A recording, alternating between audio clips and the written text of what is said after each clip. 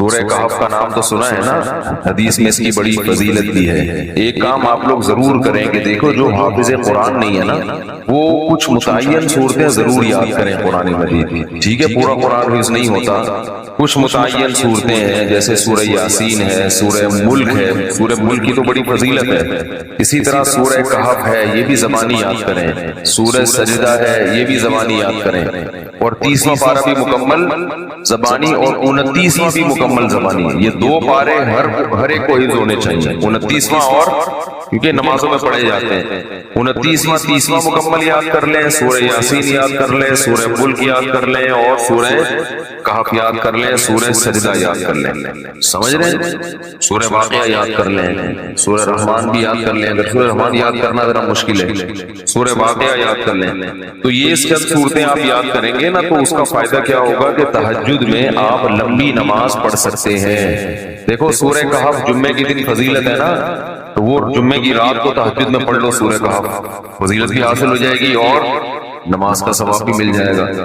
جن لوگوں کو قرآن کا حصہ یاد نہیں ہوتا وہ تہجد لمبی رکعتیں پڑھ ہی نہیں سکتے، وہ علم طرح سے بس پڑھتے رہیں گے، رکوع کریں گے پھر اٹھیں گے، تو وہ تہجد میں جو ہے نا کچھ اپنا سینے میں اتنا قرآن محفوظ رکھنا چاہیے تاکہ کبھی انسان کی طبیعت میں نشاط ہوتا ہے، وہ لمبی نماز پڑھنا چاہتا ہے تو پڑھ سکے وہ، سمجھ رہے ہیں؟ 30واں پارہ ہے، ایک پارہ تہجد میں پڑھ لیں مکمل 30واں پارہ، تو یہ تھوڑا تھوڑا روزانہ قرآن مجید یاد کیا کریں۔ کیا ہو گیا بھائی؟ روزانہ آج سے عزم کریں کہ ہم روزانہ قرآن کا بے شک کچھ نہیں 4 لائنیں زبانی یاد کر لیں گے، ایک صفحے 15 لائنوں والا قرآن لے لیں، کیونکہ زیادہ تر حافظ میں نے دیکھے 15 لائنوں کے، ایک ہی ہمیشہ یاد، جب بھی قرآن حفظ کرنا ہے نا تو ایک ہی جیسے قرآن سے حفظ کرنا ہے، ورنہ بہت کنفیوز ہو جائیں گے۔ بھائی قرآن جو چھپتے ہیں نا ان میں کچھ 15 لائنوں والے ہوتے ہیں، کچھ 16 لائنوں والے ہوتے ہیں، کوئی سورت 15 لائنوں سے یاد کر لی، کوئی 16 سے، بہت کنفیوز ہو جائیں گے، پوری زندگی ایک جیسے قرآن سے ہی پھر پڑھا جاتا ہے۔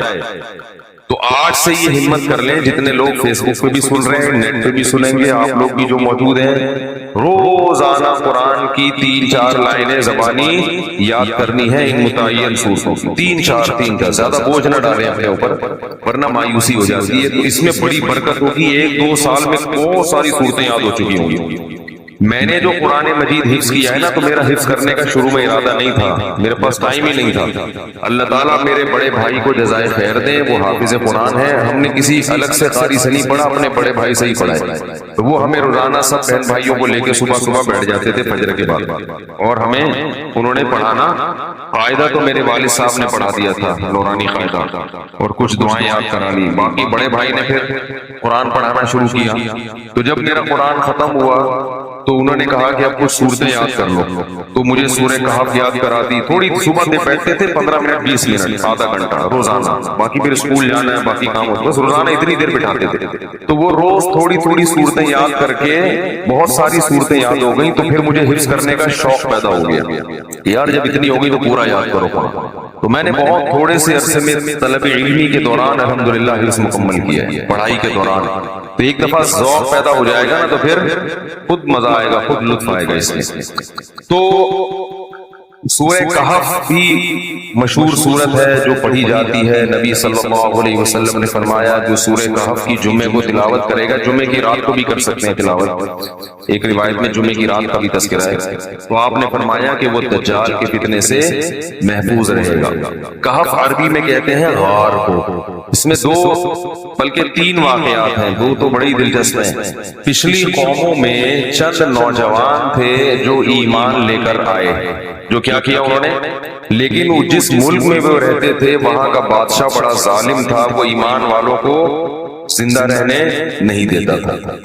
تو ان نوجوانوں نے مل کے یہ کہا کہ ہم یہاں رہ کر اپنے ایمان کی حفاظت نہیں کر سکتے، ایمان ظاہر کریں گے یہ ہمیں مار دیں گے، تو ہم اس ملک کو چھوڑ کر کہیں نکلتے ہیں۔ یہ بڑی قربانی ہوتی ہے اپنا ملک چھوڑ دینا اللہ کے لیے، ہمیں چھوڑنے کی ضرورت اس لیے نہیں ہے کہ ہم چھوڑ کے جائیں گے کہاں، یہ بڑا مسئلہ ہے نا، تو ہم یہیں رہ کے دین پر عمل کریں، اور الحمدللہ اللہ کا شکر ہے اتنا ہے کہ جو کرنا چاہے تو عمل کر سکتا ہے۔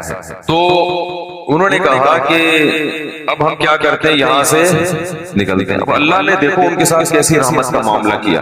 اصل میں یہود و نصارہ اس واقعے کو جانتے تھے، تو وہ نبی کی نبوت کا امتحان لینے کے لیے انہوں نے نبی سے یہ واقعہ پوچھا کہ اصحاب کہف کا کیا واقعہ ہے۔ یہود و نصارہ تو جانتے تھے، ان کی آسمانی کتابوں میں بھی تھا، تاریخ سے بھی نقل ہوتا چلا آ رہا تھا نا، بڑا دلچسپ واقعہ تھا، تو یہ چیزیں تو پھر سینہ بسینہ نقل ہوتی ہیں۔ لیکن یہ واقعات مشہور تھے مدینہ میں، جہاں یہود و نصارہ رہتے تھے، اہل مکہ کو ان چیزوں کا علم نہیں تھا، تو انہوں نے نبی کا امتحان لینے کے لیے پوچھا کہ اصحاب کہف کا کیا واقعہ ہے۔ تو اس پر اللہ تعالیٰ نے سورہ کہف نازل کی اور بتایا انہم فتیۃ آمنوا بربہم، چند نوجوان تھے جو اپنے رب پر ایمان لائے۔ اکثر توبہ کی توفیق جوانی میں ملتی ہے، چاہے گناہوں سے توبہ کرنی ہو یا کفر سے توبہ کرنی ہو۔ میں نے بوڑھوں کو بہت کم دیکھا اسلام قبول کرتے ہوئے، بلکہ دیکھا ہی نہیں۔ جتنے میں نے غیر مسلمان ہوتے ہوئے اپنی زندگی میں دیکھے ہیں، وہ سب کیا ہوتے ہیں؟ جوان، حالانکہ اس وقت مزے اڑانے کی عمر ہوتی ہے۔ پتہ یہ چلتا ہے کہ جوانی میں توبہ آسان ہے، بڑھاپے میں توبہ مشکل۔ کیوں؟ جوانی میں جیسے گناہوں کا جوش ہوتا ہے تو گناہ سے بچنے کا جذبہ بھی جوانی میں ہی پیدا ہوتا ہے، کیونکہ جوش کا ہونا ضروری ہے، گناہ کے لیے بھی اور توبہ کے لیے بھی۔ کیا ہو گیا بھائی؟ ایک آگ بھڑکتی ہو نا جسم میں، گناہ کی بھی آگ بھڑکتی ہے اور گناہ سے توبہ کے لیے بھی جذبہ چاہیے۔ بڑھاپے میں جذبات کیا ہو جاتے ہیں؟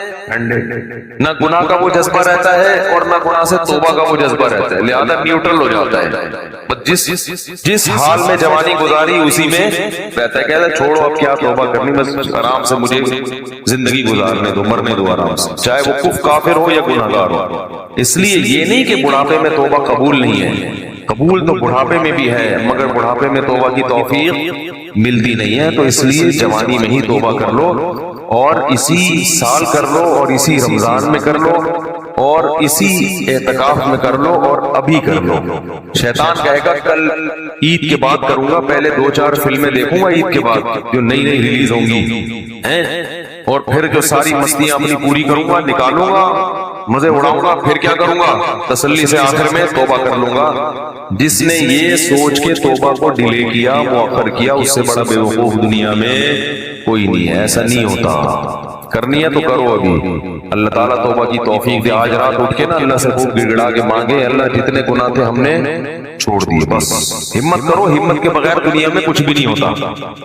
تو ان نوجوانوں نے کیا کہا؟ بھائی ہمت کرتے ہیں، فتیہ، قرآن کیا کہہ رہے ہیں؟ نوجوان تھے، فتن کی جمع فتیہ آتی ہے، تو انہوں نے کہا کہ بھائی وَإِذِ اعْتَزَلْتُمُوهُمْ وَمَا يَعْبُدُونَ إِلَّا اللَّهَ فَأْوُوا إِلَى الْكَهْفِ، چلو یہاں سے بھاگ کے کسی غار میں پناہ لیتے ہیں، وہاں جا کے سوچیں گے کہ کل کرنا کیا ہے، اگلا پلان کیا، ابھی تو یہاں سے نکلو، یہاں رہ کے کچھ نہیں ہو سکتا۔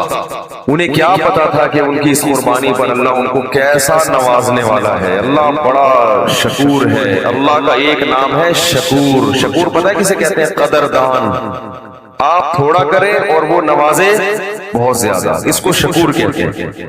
تھوڑی قربانی آپ دو گے مگر وہ نوازے گا بہت زیادہ، اللہ ایسا کرتے ہیں۔ تو یہ نوجوان نکل کے گئے ہیں اور انہوں نے غار میں کیا کی؟ پناہ لی، وہاں بیٹھ چلے گئے، نیند آ گئی، سو گئے۔ ساتھ ان کا کتا بھی تھا، حفاظت کے لیے کتا رکھنا بولو بھائی جائز، بلا وجہ کتا رکھنا حرام ہے۔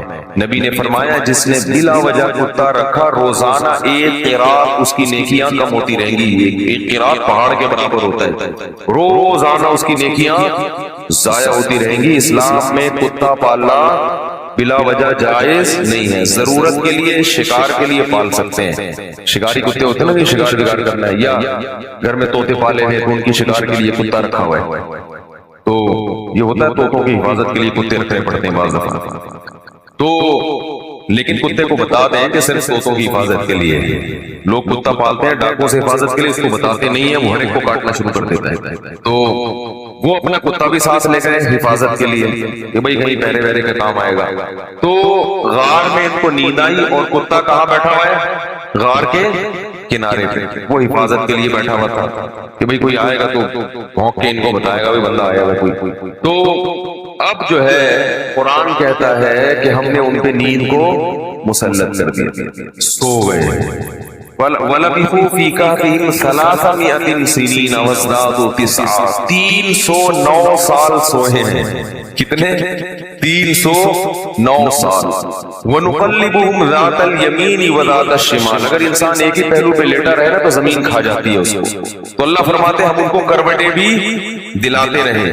وَتَرَى الشَّمْسَ إِذَا طَلَعَتْ تَزَاوَرُ عَنْ كَهْفِهِمْ ذَاتَ الْيَمِينِ وَذَاتَ الشِّمَالِ وَإِذَا غَرَبَتْ تَقْرِضُهُمْ، جب سورج نکلتا تھا تو وہ بھی کترا کے نکلتا تھا، روشنی جائے گی مگر تیز دھوپ نہیں جائے گی، تاکہ سورج کی جلن، سورج کی کرنیں ان کی اسکن کو خراب نہ کریں۔ اور اللہ فرماتے ہیں 309 سال تک کتا جس انداز میں بیٹھا رہا ہے، لَوِ اطَّلَعْتَ لَوَلَّيْتَ مِنْهُمْ رُعْبًا وَلَمُلِئْتَ مِنْهُمْ فِرَارًا، وہ کیا ہے؟ لَوِ اطَّلَعْتَ عَلَيْهِمْ لَوَلَّيْتَ مِنْهُمْ فِرَارًا وَلَمُلِئْتَ مِنْهُمْ رُعْبًا، کہ تم اس کتے کو دیکھتے تو روب کی وجہ سے وہاں سے بھاگ جاتے۔ اللہ نے کتے پر ایسا روب ڈال دیا کہ کوئی بھی اس کے قریب پٹک نہیں سکتا، تاکہ ایسا نہ ہو کہ 309 سال میں ظاہر ہے کتنے لوگ یہاں سے گزریں گے، غار میں جا کے ان کو نقصان نہ پہنچائے، تو کتے کی ایسی وحشت۔ 309 سال کے بعد اللہ نے ان کو اس دوران کیا ہوا؟ وہاں حکومت کا کیا ہو گیا؟ بادشاہ مر گیا، پوری رعایا تبدیل ہو گئی، کوئی نیک بادشاہ آ گیا اس ملک میں جو توحید پرست تھا اور نیک لوگوں کی قدر کرتا تھا، پوری رعایا تبدیل ہو گئی، حکومت تبدیل ہو گئی 309 سال میں۔ تو یہ 309 سال کے بعد سو کے اٹھے ہیں، اب پریشان ہے کہ یار ہم کتنا سوئے ہیں۔ کسی نے کہا کہ ہم 24 گھنٹے سوئے ہیں، کسی نے کہا کہ نہیں بھائی آدھا، کیونکہ یہ تو سوچ ہی نہیں سکتے تھے نا اتنے 100 سال تک ہم سوتے رہے۔ تو ایک نے کہا کہ اللہ ربکم اعلم بما لبثتم، اللہ کو پتا ہے بھائی کتنا سوئے ہیں، چھوڑو اس بحث میں کیا پڑھنا، 24 گھنٹے یا آدھا دن یا ایک دن، چھوڑو کیا کرنا اس بحث سے۔ تو ایسا کرو فبعثوا بورقکم هذه الى المدینہ، کیا ہوا بھائی؟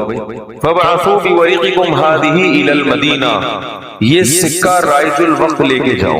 کیا کرو؟ سکہ رائج الوقت، یہ رائج الوقت میں خود لگا رہا ہوں کیونکہ آج کسی کا نکاح پڑا ہے نا جمعے میں، اس میں لکھا تھا 1 لاکھ روپے سکہ رائج الوقت۔ تو یہ پرانی اصطلاحات پتہ نہیں لوگ کیوں استعمال کرتے ہیں بھائی، تو رائج الوقت ہی ہے اور کیا ہوگا؟ بیوی رائج الوقت ہے، دولہا رائج الوقت چل رہا ہے، تو سکہ بھی کون سا ہوگا؟ رائج الوقت ہی ہوگا۔ تو انہوں نے کہا کہ یہ سکے لے کے جاؤ، کرنسی لے کے جاؤ، فَلْيَنْظُرْ أَيُّهَا أَزْكَىٰ طَعَامًا، اور دیکھ کر آؤ کون سا پاکیزہ کھانا ہے، کیونکہ غیر مسلم ریاست ہے، حلال ملنا، اس سے پتہ چلتا ہے کہ غیر مسلم اسٹیٹ میں رہنا بڑا مشکل کام ہے۔ لوگ یورپ امریکہ میں جا کے جو آئے کھا لیتے، کہتے بسم اللہ پڑھ کے کھا لو، یہاں کیا حلال حرام، اتنا مشکل کام ہے۔ نہیں، آپ کو تحقیق کرنی پڑے گی۔ غیر مسلم ملک میں گوشت کھانا آپ کے لیے حلال نہیں ہے جب تک کہ یقین نہ ہو کہ یہ حلال طریقے سے ذبح کیا گیا ہے، اور محض حلال کا ٹھپا کافی بولو یار نہیں ہے، کہتے اس پہ حلال کا ٹھپا لگانے میں کتنے ٹائم لگتا ہے۔ لوگوں نے مہریں بنا کے رکھی ہوئی، حلال لکھا ہوا ہے، ہر چیز پہ سور پہ ٹھپا لگا رہے ہیں حلال، جو چیز آ رہی ہے اس پہ کیا لگا دیتے ہیں؟ حلال کا ٹھپا۔ جو بھی ان ملکوں میں رہتے ہیں ان کی ذمہ داری ہے کہ چکن کھا رہے ہیں، بکرا کھا رہے ہیں، جا کے پہلے تحقیق کریں کہ اس کمپنی میں حلال ہے بھی یا نہیں ہے۔ مشینی ذبیحہ ہماری تحقیق میں حلال نہیں ہے۔ قرآن میں صاف ہے کہ جس جانور پر اللہ کا نام نہ لیا جائے اسے کھانا جائز نہیں ہے، اور نام لینے کا مطلب انسان نے نام نہ لیا ہو، مشین کا نام لینا کافی، مراد یہ کہ انسان اس پہ نام لے، تو انسان کا اللہ بسم اللہ اللہ اکبر پڑھنا ضروری ہے۔ تو یہ بھی پاکستان کی ایک فضیلت ہے کہ یہاں الحمدللہ حلال گوشت وافر مقدار میں ملتا ہے، یقینی حلال ہوتا ہے، اپنے سامنے سے ذبح ہوتا ہے، بالکل صاف نظر آ رہا ہوتا ہے، بڑی نعمت کی بات ہے۔ بعض ملکوں میں شروع ہو گیا ہے لیکن جہاں بھی گیا ہوں مزہ نہیں آیا، مشکوک ہے، اطمینان نہیں ہوتا۔ تو فَلْيَنْظُرْ أَيُّهَا أَزْكَىٰ طَعَامًا، دیکھ کر پاکیزہ مال لے کر آؤ، کہ غیر مسلم پتہ نہیں مردار بھی کھاتے ہوں گے، تو حلال تلاش کرو۔ وَلْيَتَلَطَّفْ، اور ذرا احتیاط سے جانا، لا یشعرن بکم احدا، کسی کو پتہ نہ چلے تمہارے بارے میں، چپکے سے جانا، رومال ومال ڈال کے اور پتلی گلی سے راشن خرید کے، کھانا خرید کے لے آنا۔ انہم ان یظہروا علیکم یرجموکم، کیونکہ ان کو اگر ہمارا پتہ چل گیا ہمیں پتھروں سے مار کے ہلاک کر دیں گے، اتنے دشمن تھے اسلام۔ او یعیدوکم فی ملتہم، یا زبردستی تمہیں اسی دین میں لے آئیں گے۔ ولن تفلحوا اذا ابدا، پھر تو تم کبھی بھی کامیاب نہیں ہو، نقصان ہو جائے گا۔ ہم تو نہ اس دین میں دوبارہ جا سکتے ہیں اور نہ ہم قتل ہونا چاہتے ہیں کہ پتھروں سے ہمیں کوئی ہلاک کرے، لہذا چپکے سے جاؤ اور پتلی گلی سے واپس آ۔ وہ جب چپکے سے گیا تو وہ دیکھ کے حیران ہو گیا، وہ یہ کیا ہے، یہ تو وہ علاقہ ہی نہیں ہے بھائی، تو علاقہ ہی چینج ہو گیا۔ علاقہ کیا ہو گیا؟ چینج ہو گیا۔ سندھ والے جو ہے نا علاقے کو کہتے ہیں علاقہ، کہتے ہیں علاقے کی بات ہوتی ہے بھائی، تو یہ تو پورا علاقہ چینج ہو گیا۔ تو وہ حیران کہ وہ بادشاہ کہاں ہے؟ انہوں نے کہا کہ وہ بادشاہ تو بھائی 300 سال پرانی بات ہے، اس کے زمانے کی تو ٹرینیں بند ہو گئی ہیں، کون سے بادشاہ کی بات کر رہے ہیں؟ اس نے کہا بھائی وہ بادشاہ، انہوں نے کہا بھائی وہ پرانے زمانے کا قصہ ہے۔ انہوں نے پھر وہ کرنسی دکھائی، انہوں نے کہا یہ کرنسی تو 300 سال پہلے اسٹیٹ بینک نے پابندی لگا دی تھی، یہ کون سی کرنسی لے کے گھوم رہے ہو؟ بہرحال چونکہ تاریخی کتابوں میں نقل ہوتا چلا آ رہا تھا کہ چند لوگ تھے جو ایمان قبول کر کے ملک چھوڑ کر چلے گئے تھے، تو پھر انہوں نے اس کو بھی بلایا اپنے باقی ساتھیوں کو، پھر تحقیق ہوئی تو لوگوں کو یقین آ گیا کہ یہ اللہ نے کیا کیا ان کے ساتھ، ایک کرامت کا معاملہ کیا ہے کہ چونکہ یہ ایمان لائے تھے تو اللہ نے ان کو اس بادشاہ کے شر سے بچانے کے لیے 300 سال بعد والے جہان میں منتقل کر دیا ہے۔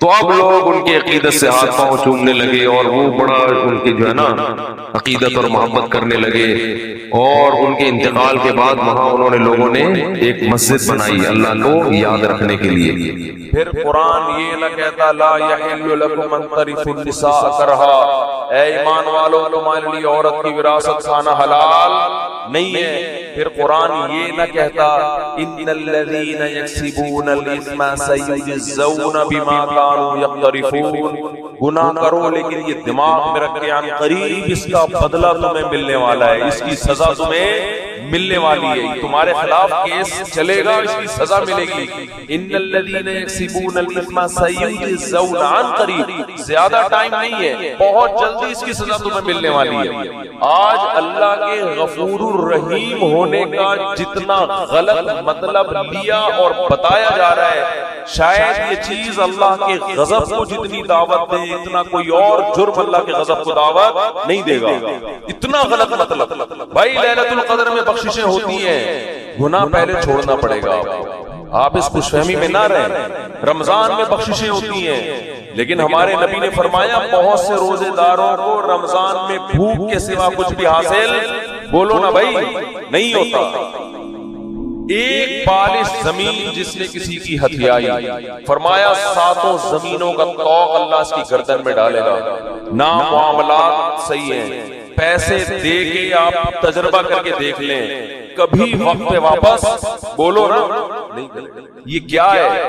کہ اس جہنم کی آگ سے غفلت۔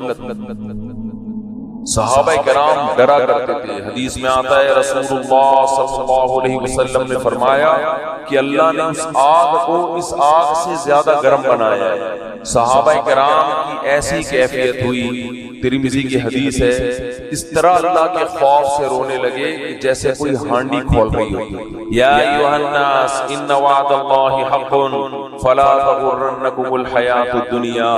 دیکھو اللہ فرماتے ہیں لوگوں اللہ کا وعدہ سچا ہے، اللہ نے وعدے کیے نا مار کے ختم نہیں کروں گا، ایک دن اپنے سامنے کھڑا کر کے حساب و کتاب لوں گا۔ اللہ بار بار یاد دلاتا ہے اے لوگوں اللہ کا وعدہ سچا ہے، تو اللہ تجھے یہ بتانے کی کیا ضرورت ہے کہ میرے وعدے سچے ہیں؟ جب تو نے کہہ دیا تو اللہ کو معاذ اللہ جھوٹ تو نہیں بولتا۔ اللہ فرماتے ہیں تمہیں کچھ چیزیں ایسی ہیں جو اس اللہ کے وعدے کے بارے میں دھوکے میں ڈالیں گی اور تمہیں وہ یہ دکھائیں گی کہ اللہ کا وعدہ سچا نہیں ہے۔ اللہ نے معاذ اللہ سیاسی وعدے کیے، یہ سچا وعدہ نہیں ہے۔ وہ کون سی چیز دھوکے میں ڈالے گی؟ فلا تغرنکم الحیات الدنیا، فرمائے اس دنیا کی ترقی، دنیا کی ظاہری چمک دھمک، تمہارے یہاں سے لوگ ہوں گے جو باتیں کریں گے گورا چاند پہ پہنچنے کی باتیں کر رہا ہے اور مسلمان جنت اور جہنم کے چکر میں الجھے ہوئے ہیں۔ وہ لیبارٹریوں میں کیا کیا بنا رہے ہیں، مسلمان جنت جہنم سے باہر نہیں نکلتے، وہ یہ کر رہے ہیں، مسلمان جنت اور جہنم میں پڑے ہوئے ہیں۔ اللہ فرماتے ہیں دنیا کی جو زندگی ہے جس نے کافر کو دھوکے میں دیا، یہی زندگی کس کو دھوکہ دے گی؟ یہی تمہیں دھوکہ دے گی۔ اس زندگی میں جب تم ترقی کی جتنی قسمیں دیکھو، چاند پہ پہنچنے کی، مریخ پہ پہنچنے کی، خلائی سیاروں سے چھلانگیں لگانے کی، اس دنیا میں ایک چیز غور کر لینا، اس کے آگے موت ہے جو اس ساری ترقی کو چند سیکنڈ اور منٹوں میں خاک میں ملا کے رکھ دے گی۔ یہ ایسی ترقی ہے جو ورلڈ ٹریڈ سینٹر جیسی عمارت کو چند گھنٹوں میں زمین بوس کر دیتی ہے۔ اس لیے اس میں ترقی کرنا، مگر اس ترقی کو اصل مت سمجھنا اور اس دنیا سے دل مت لگا کے اللہ سے غافل نہ ہو جانا۔ تو یہ بہت بڑا فالٹ ہے اس دنیا کے اندر، اور یہ فالٹ سمجھ میں اس وقت نہیں آتا اس وقت تک جب تک خود اپنے اوپر بھگتتا نہیں ہے انسان۔ جس پر جب تک موت آتی نہیں ہے نا، اس وقت تک اس کی سمجھ میں موت، جو موت کو اپنی آنکھوں سے نہیں دیکھتا نا، اس وقت تک اس کی سمجھ میں موت آتی نہیں، اس وقت تک نہیں آتی۔ وہ اٹکا رہے گا، اس کا دل پلاٹوں میں، گاڑیوں میں، بنگلوں میں، دولت میں اٹکا رہے گا۔ حتیٰ کہ کینسر کا مریض ہوگا نا، ڈاکٹر کہہ دیں گے 6 مہینے رہ گئے ہیں، مگر دل دنیا سے اس کا بھی نہیں نکلے گا، وہ پھر اسی میں لگا رہے گا۔ ایسے پیشنٹ ہم نے دیکھے، ڈاکٹر نے کہہ دیا 6 مہینے رہ گئے، 7 مہینے رہ گئے، 8 مہینے رہ گئے، لیکن ان کا خیال ہے کہ ابھی ہم اتنے آرام سے نکلنے والے نہیں ہیں یہاں سے۔ تبھی غفلت، بھائی تم تو توبہ کر لو۔ قرآن کے الفاظ دیکھیں، قرآن کہتا ہے وَلَوْ رُدُّوا لَعَادُوا لِمَا نُهُوا عَنْهُ۔ کتنے لوگ ایسے ہوں گے جب جہنم کی آگ کو اپنی آنکھوں سے دیکھیں گے تو اللہ سے کہیں گے ایک دفعہ دنیا میں بھیج دے۔ اللہ کہتے ہیں کہ یہ ایسے بدبخت لوگ ہیں کہ اگر اللہ نے ان کو دنیا میں بھیجا تو یہ جو جرم کر رہے تھے نا وہی دوبارہ کرنا شروع کر دیں گے، اسی امید پہ کریں گے کہ شاید کل میں توبہ کر لوں، شاید کل میں توبہ کر لوں۔ راتوں کو اپنی دعاؤں میں اللہ سے جہنم کی آگ سے پناہ مانگنے کا معمول بنائیں۔ یہ چیز آج ہماری زندگیوں سے نکل گئی۔ والذین آمنوا مشفقون منها، فرمایا کافر مانگتا ہے کہ کہاں ہے وہ جہنم، کہاں ہے وہ آخرت، دکھاؤ مجھے۔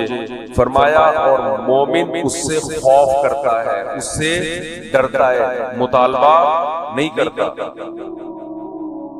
تو اللہ نے قرآن میں کیا کہا؟ لَأَمْلَأَنَّ جَهَنَّمَ، میں بھر دوں گا انسانوں سے اور جنات سے جہنم۔ اللہ کے لیے یہ مشکل، إِنَّ ذَلِكَ عَلَى اللَّهِ يَسِيرٌ۔ پھر قرآن یہ بھی کہتا ہے کہ اللہ پر یہ کام مشکل نہیں۔ یہ کیوں کہا اللہ نے کہ اللہ پہ یہ کام مشکل نہیں؟ ظاہر ہے جس نے آسمان اور زمینوں کو بنایا، ساری کائنات کو بنایا، اس کے لیے کیا مشکل ہے کسی کو یہاں سے اٹھا کے وہاں پھینک دے؟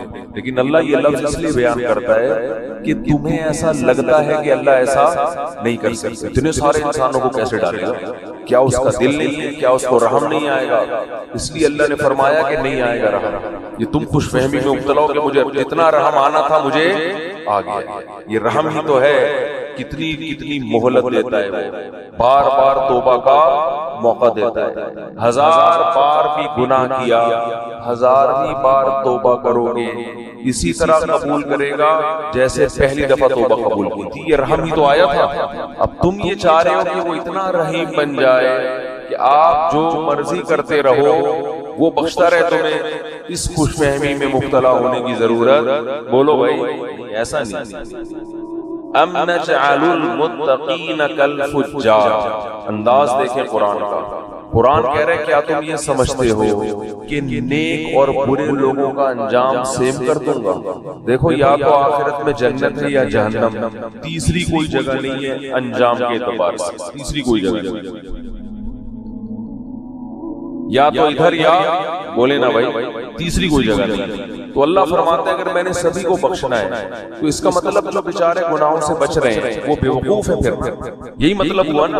وہ تو پاگل ہیں، وہ رمضان کے روزے رکھ رہے ہیں، وہ راتوں کو اللہ کے سامنے کھڑے ہو کر پناہیں مانگ رہے ہیں اللہ سے، وہ مالی معاملات میں حرام سے بچتے ہیں، ان کے دل میں میرا خوف ہے، وہ مجھے خوش کرنے کے لیے غریبوں کو کھلاتے ہیں، وہ امن ہوا قانت آناء اللیل، اللہ فرماتے ہیں بھلا وہ آدمی جو رات کو اٹھ کے مجھے پکارتا ہے، ساجدا وقائما، کبھی سجدے میں کبھی قیام میں، یحذر الآخرہ، آخرت سے ڈرتا ہے وہ، ویرجو رحمت ربی، رب سے امیدیں بھی لگا کے بیٹھا ہے اور آخرت سے ڈرتا ہے، یعنی خالی امیدوں پہ نہیں چل رہا، خوف بھی ہے، تو بھلا اس کو، اور جو ساری رات سوتا رہتا ہے، جو ساری رات ڈرامے فلمیں دیکھتا رہتا ہے، جو ساری رات اسنوکر کلب پہ بیٹھا رہتا ہے، جو ساری رات باپ اور ماں کو ستاتا ہے، جو ساری رات گناہوں میں زنا میں وقت گزارتا ہے، تو تم کیا سمجھتے ہو دونوں کو میں ایک جیسا کر دوں گا؟ دونوں کا انجام اس کو بخش دوں گا، چل بھائی چھوڑ دو، بخشش ہو گئی، کوئی میں بہت غفور ہوں، بہت بڑا ہوں۔ لیلۃ القدر کو دونوں جاگ لیے تھے تو دونوں ایک جیسے ہو گئے، بہت مشکل ہے بات، بہت مشکل۔ لیلۃ القدر میں چونکہ دونوں جاگ لیے تھے اب دونوں کیا ہو گئے ہیں بھائی؟ سیم۔ تو اللہ کہتے ہیں ام نجعل، بھلا ہم ایسا کریں گے، ہمیں تم نے یہ سمجھا ہوا ہے ایسی بے انصافی، ایسی دھاندلی تو دنیا میں کوئی کرپٹ ترین حاکم نہیں کرتا، عدل و انصاف کا بادشاہ ایسا کیسے کر سکتا ہے؟ خوف پیدا کرنے کی ضرورت ہے، جن گناہوں کی طرف ہم جا رہے ہیں اور بغیر کسی بریک کے چلتے چلے جا رہے ہیں، برداشت بالکل ختم۔ قرآن نیک لوگوں کی صفت بیان کرتا ہے، الکاظمین الغیظ، غصے کے کڑوے گھونٹ کو پیتے ہیں، باپ کے سامنے غصہ نہیں، ماں کے سامنے نہیں، اپنے بڑوں کے سامنے نہیں، آج چھوٹوں پہ برداشت کر لیتا ہے، طاقتور ہے، اور بڑے پہ برداشت نہیں کرتا۔ میں کہتا ہوں جتنی باس کی برداشت کرتے ہو اس کا 10واں حصہ اگر باپ کی برداشت کر لو تو شاید بخشش ہو جائے۔ وہ باس تمہارا کچھ نہیں لگتا، وہ صرف پیسے دیتا ہے تمہیں، پیسوں کے لیے رکھا ہوا ہے۔ جس دن تم نے دیکھو سعودی عرب سے 20 سال لوگ جاب کر رہے ہوتے ہیں، جاب لیس ہو کے یہاں نظر آتے ہیں، میں پوچھتا ہوں یار آپ تو 20 سال سے ایک سیٹ کے پاس ملازمت کر رہے تھے، کیا ہوا؟ کہتے ہیں یار مجھے گردوں کا کوئی مسئلہ کھڑا ہو گیا تھا، فوراً کمپنی نے نکال دیا۔ کہتا ہوں یار 20 سال آپ نے جس کمپنی سے وفا کی ہے، گردوں کے تھوڑے سے مسئلے پہ اس کمپنی نے آپ کو نکال دیا، تو آپ کو ٹینشن نہیں؟ کہہ رہے ٹینشن کس بات کی بھائی، وہ مجھے ملازمت کے لیے رکھا تھا، اب میں ہارڈ ورکنگ کر نہیں سکتا، انہوں نے نکال دیا۔ بالکل صحیح، باس نے مجھے کہا کہ ریزائن دے دیں آپ، میں نے دے دیا ریزائن۔ جنہوں نے اپنے مفاد کے لیے رکھا ہوا ہے، جہاں آپ کو کوئی بیماری ہوئی فوراً آنکھیں انہوں نے پھیر لی، ان کے ساتھ تو ایسی وفا ہے۔ 20 سال میں کبھی باس سے ایک دفعہ بھی پھٹے کی نوبت، بولو نا، 20 سال میں ایک دفعہ بھی باس سے پھٹے کی نوبت نہیں آئی۔ اور جو باپ آپ چاہے لنگڑے ہو، لولے ہو، اندھے ہو، کاڑے ہو، بہرے ہو، فالج زدہ ہو، وہ باپ آپ کو کبھی گھر سے کبھی نہیں نکالے گا گھر سے۔ اس باپ اگر وہ تیز آواز سے بات کرتا ہے، وہ سختی کرتا ہے تو آپ کا میٹر گھوم جاتا ہے۔ دنیا کو بے وقوف بنانا آسان، لیکن جس خدا نے پیدا کیا وہ ہماری ان حرکتوں کو نوٹ کر رہا ہے، لکھ رہا ہے۔ وہ قرآن کہتا ہے ایسا انتظام کر رہا ہوں کہ فرشتے بٹھا دی ان کی فائلیں تیار کرو، ایک ایک لفظ لکھو ان کا۔ جو قریبی رشتہ ہے اس کا حق اتنا زیادہ، لیکن جب سے دنیا میں کفر کی حکومت ہے، جتنا قریبی ہے اس کا رشتہ اتنا ہی کم۔ آج دنیا میں جانوروں کے حقوق پر بات ہو رہی ہے، ماں باپ کے حقوق پر بات نہیں ہو رہی ہے۔ ایک فادر ڈے منا لیتے ہیں، اس میں چاکلیٹ واکلیٹ اس کو گفٹ کر دیتے ہیں گورے، ایک مدر ڈے میں کو 2-4 پھول ہار پہنچا دیتے ہیں اس کو۔ یہ فادر ڈے اور مدر ڈے منانا چھوڑ دیں، یہ ماں باپ کے ساتھ بدترین مذاق ہے، یہ خوب سمجھیں، بالکل اس کا بائیکاٹ کریں۔ جو فادر ڈے اور مدر ڈے یہ ان لوگوں کا کام ہے جن کا باپ اور ماں سے سال میں ایک پورے سال رشتہ ہوتا ہی نہیں ہے، وہ کبھی کبھار تھوڑا بہت یاد کر لیتے ہیں۔ تو اللہ کا عذاب بہت سخت ہے۔ یا ایھا الناس ان وعد اللہ حق، اے لوگو اللہ کا وعدہ سچا ہے۔ فلا تغرنکم الحیات الدنیا، اللہ فرماتے ہیں کہ یہ دنیا کی زندگی تمہیں دھوکے میں نہ ڈال دے۔ ولا یغرنکم باللہ الغرور، اور شیطان تمہیں دھوکے میں نہ ڈال دے۔ شیطان تمہارے برے عمل کو چمک پٹیاں لگا کے تمہارے سامنے مزین کر کے پیش کرے گا، یہ خود بھی برباد ہوگا، تمہیں بھی برباد کرے گا۔ کتنے وعدے اللہ کر رہا ہے بھائی، اس رمضان کا تھوڑا سا حصہ ہے، آج گناہوں سے توبہ کر لو سچے دل سے۔ اے اللہ جو نماز کو قضا کرتا ہے، اے اللہ آئندہ زندگی میں کبھی نماز قضا نہیں ہوئی. دیکھو نماز کا معاملہ اتنا ہلکا نہیں ہے جتنا ہم سمجھتے ہیں. ہمارے ہاں نمازی بھی بے نمازی ہیں. بہت افسوس کے ساتھ کہنا پڑتا ہے, جو نماز پڑھتا ہے اس نے نماز کو بالکل اینڈ میں رکھا ہوا ہے, سب سے آخر میں. سارے کاموں سے فارغ ہوگا تو نماز ہو جائے گی. سفر میں نماز قضا کر دیتے ہیں, بیماریوں میں نماز قضا کر دیتے ہیں. ہم نے نمازی لوگ دیکھے ہیں بستر پہ پڑے ہوئے نماز نہیں چھوڑتے, آپریشن تھیٹر میں نماز نہیں چھوڑتے. نمازی عورتیں بچے کی ولادت سے پہلے نماز نہیں چھوڑتی. وہ آپریشن تھیٹر میں ہوں گی, ان کو فکر ہوگی کہ نماز کا وقت کہیں ضائع نہ ہو جائے. اس کو نماز کہتے ہیں, اس کو نمازی کہتے ہیں. ہمارے ایک رشتہ دار انڈیا سے آئے تھے, ان کی عمر میرا خیال ہے 70 سال ہوگی, بہت پرانا واقعہ یہ. ان کے بارے میں ہم نے سنا تھا کہ جب سے بالغ ہوئے ہیں اس وقت سے اب تک ان کی کوئی نماز قضا نہیں ہوئی. 55-60 سال میں کوئی نماز قضا نہیں ہوئی جب سے بالغ ہوئے. میں حیران تھا, ایسے لوگ تو دنیا میں ہیں. ہم چھوٹے تھے, یہ بات ہے تقریباً 84-85, انہیں کلفٹن گھمانے کے لیے اور ادھر ادھر کراچی کی مختلف جگہ دکھانے کے لیے لے گئے, تو مجھے اندازہ ہوا واقعی اس بندے کی نماز کبھی قضا نہیں ہوئی. بات میں بھائی نماز کا ٹائم تو نہیں, بھائی کوئی مسجد ہے قریب میں, بھائی ایسا تو نہیں کہ نماز قضا ہو جائے. سارا ہم تفریح میں لگے ہوئے ہیں اور ان کے دماغ میں سارا دن کیا چل رہا ہے, بھئی ایسا نہ ہو ٹائم ہو جائے پانی نہ ملے گئے.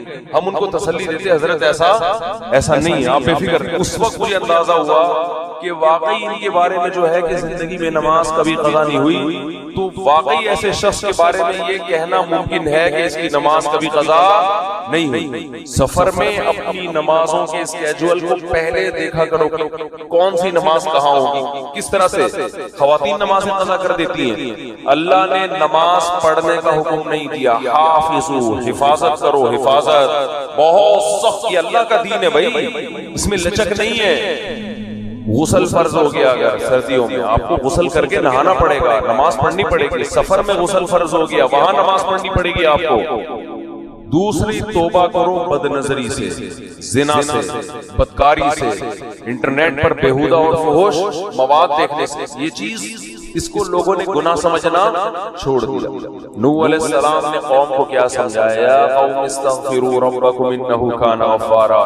اے میری قوم, میں جس خدا کی طرف تمہیں دعوت دے رہا ہوں وہ معاف کرنے والا ہے. گناہ ہو جاتا ہے توبہ کر کے اس کو مناؤ, وہ چھوڑ دے گا, معاف کر دے گا. یہ آپشن رکھا ہوا ہے اس نے. وہ تانے نہیں دے گا کہ پھر گناہ کر کے پھر توبہ کر رہے ہیں تو اب کس بیس پہ کر رہا ہے, لیکن کرو تو صحیح. اگر گناہ نہیں چھوٹ رہا, لت پڑ جاتی ہے. جو لوگ فحش فلمیں دیکھتے ہیں عادت پڑ جاتی ہے ان کو, او بھائی عادت پڑ گئی ہے, عادتیں چھوٹتی بھی تو ہیں.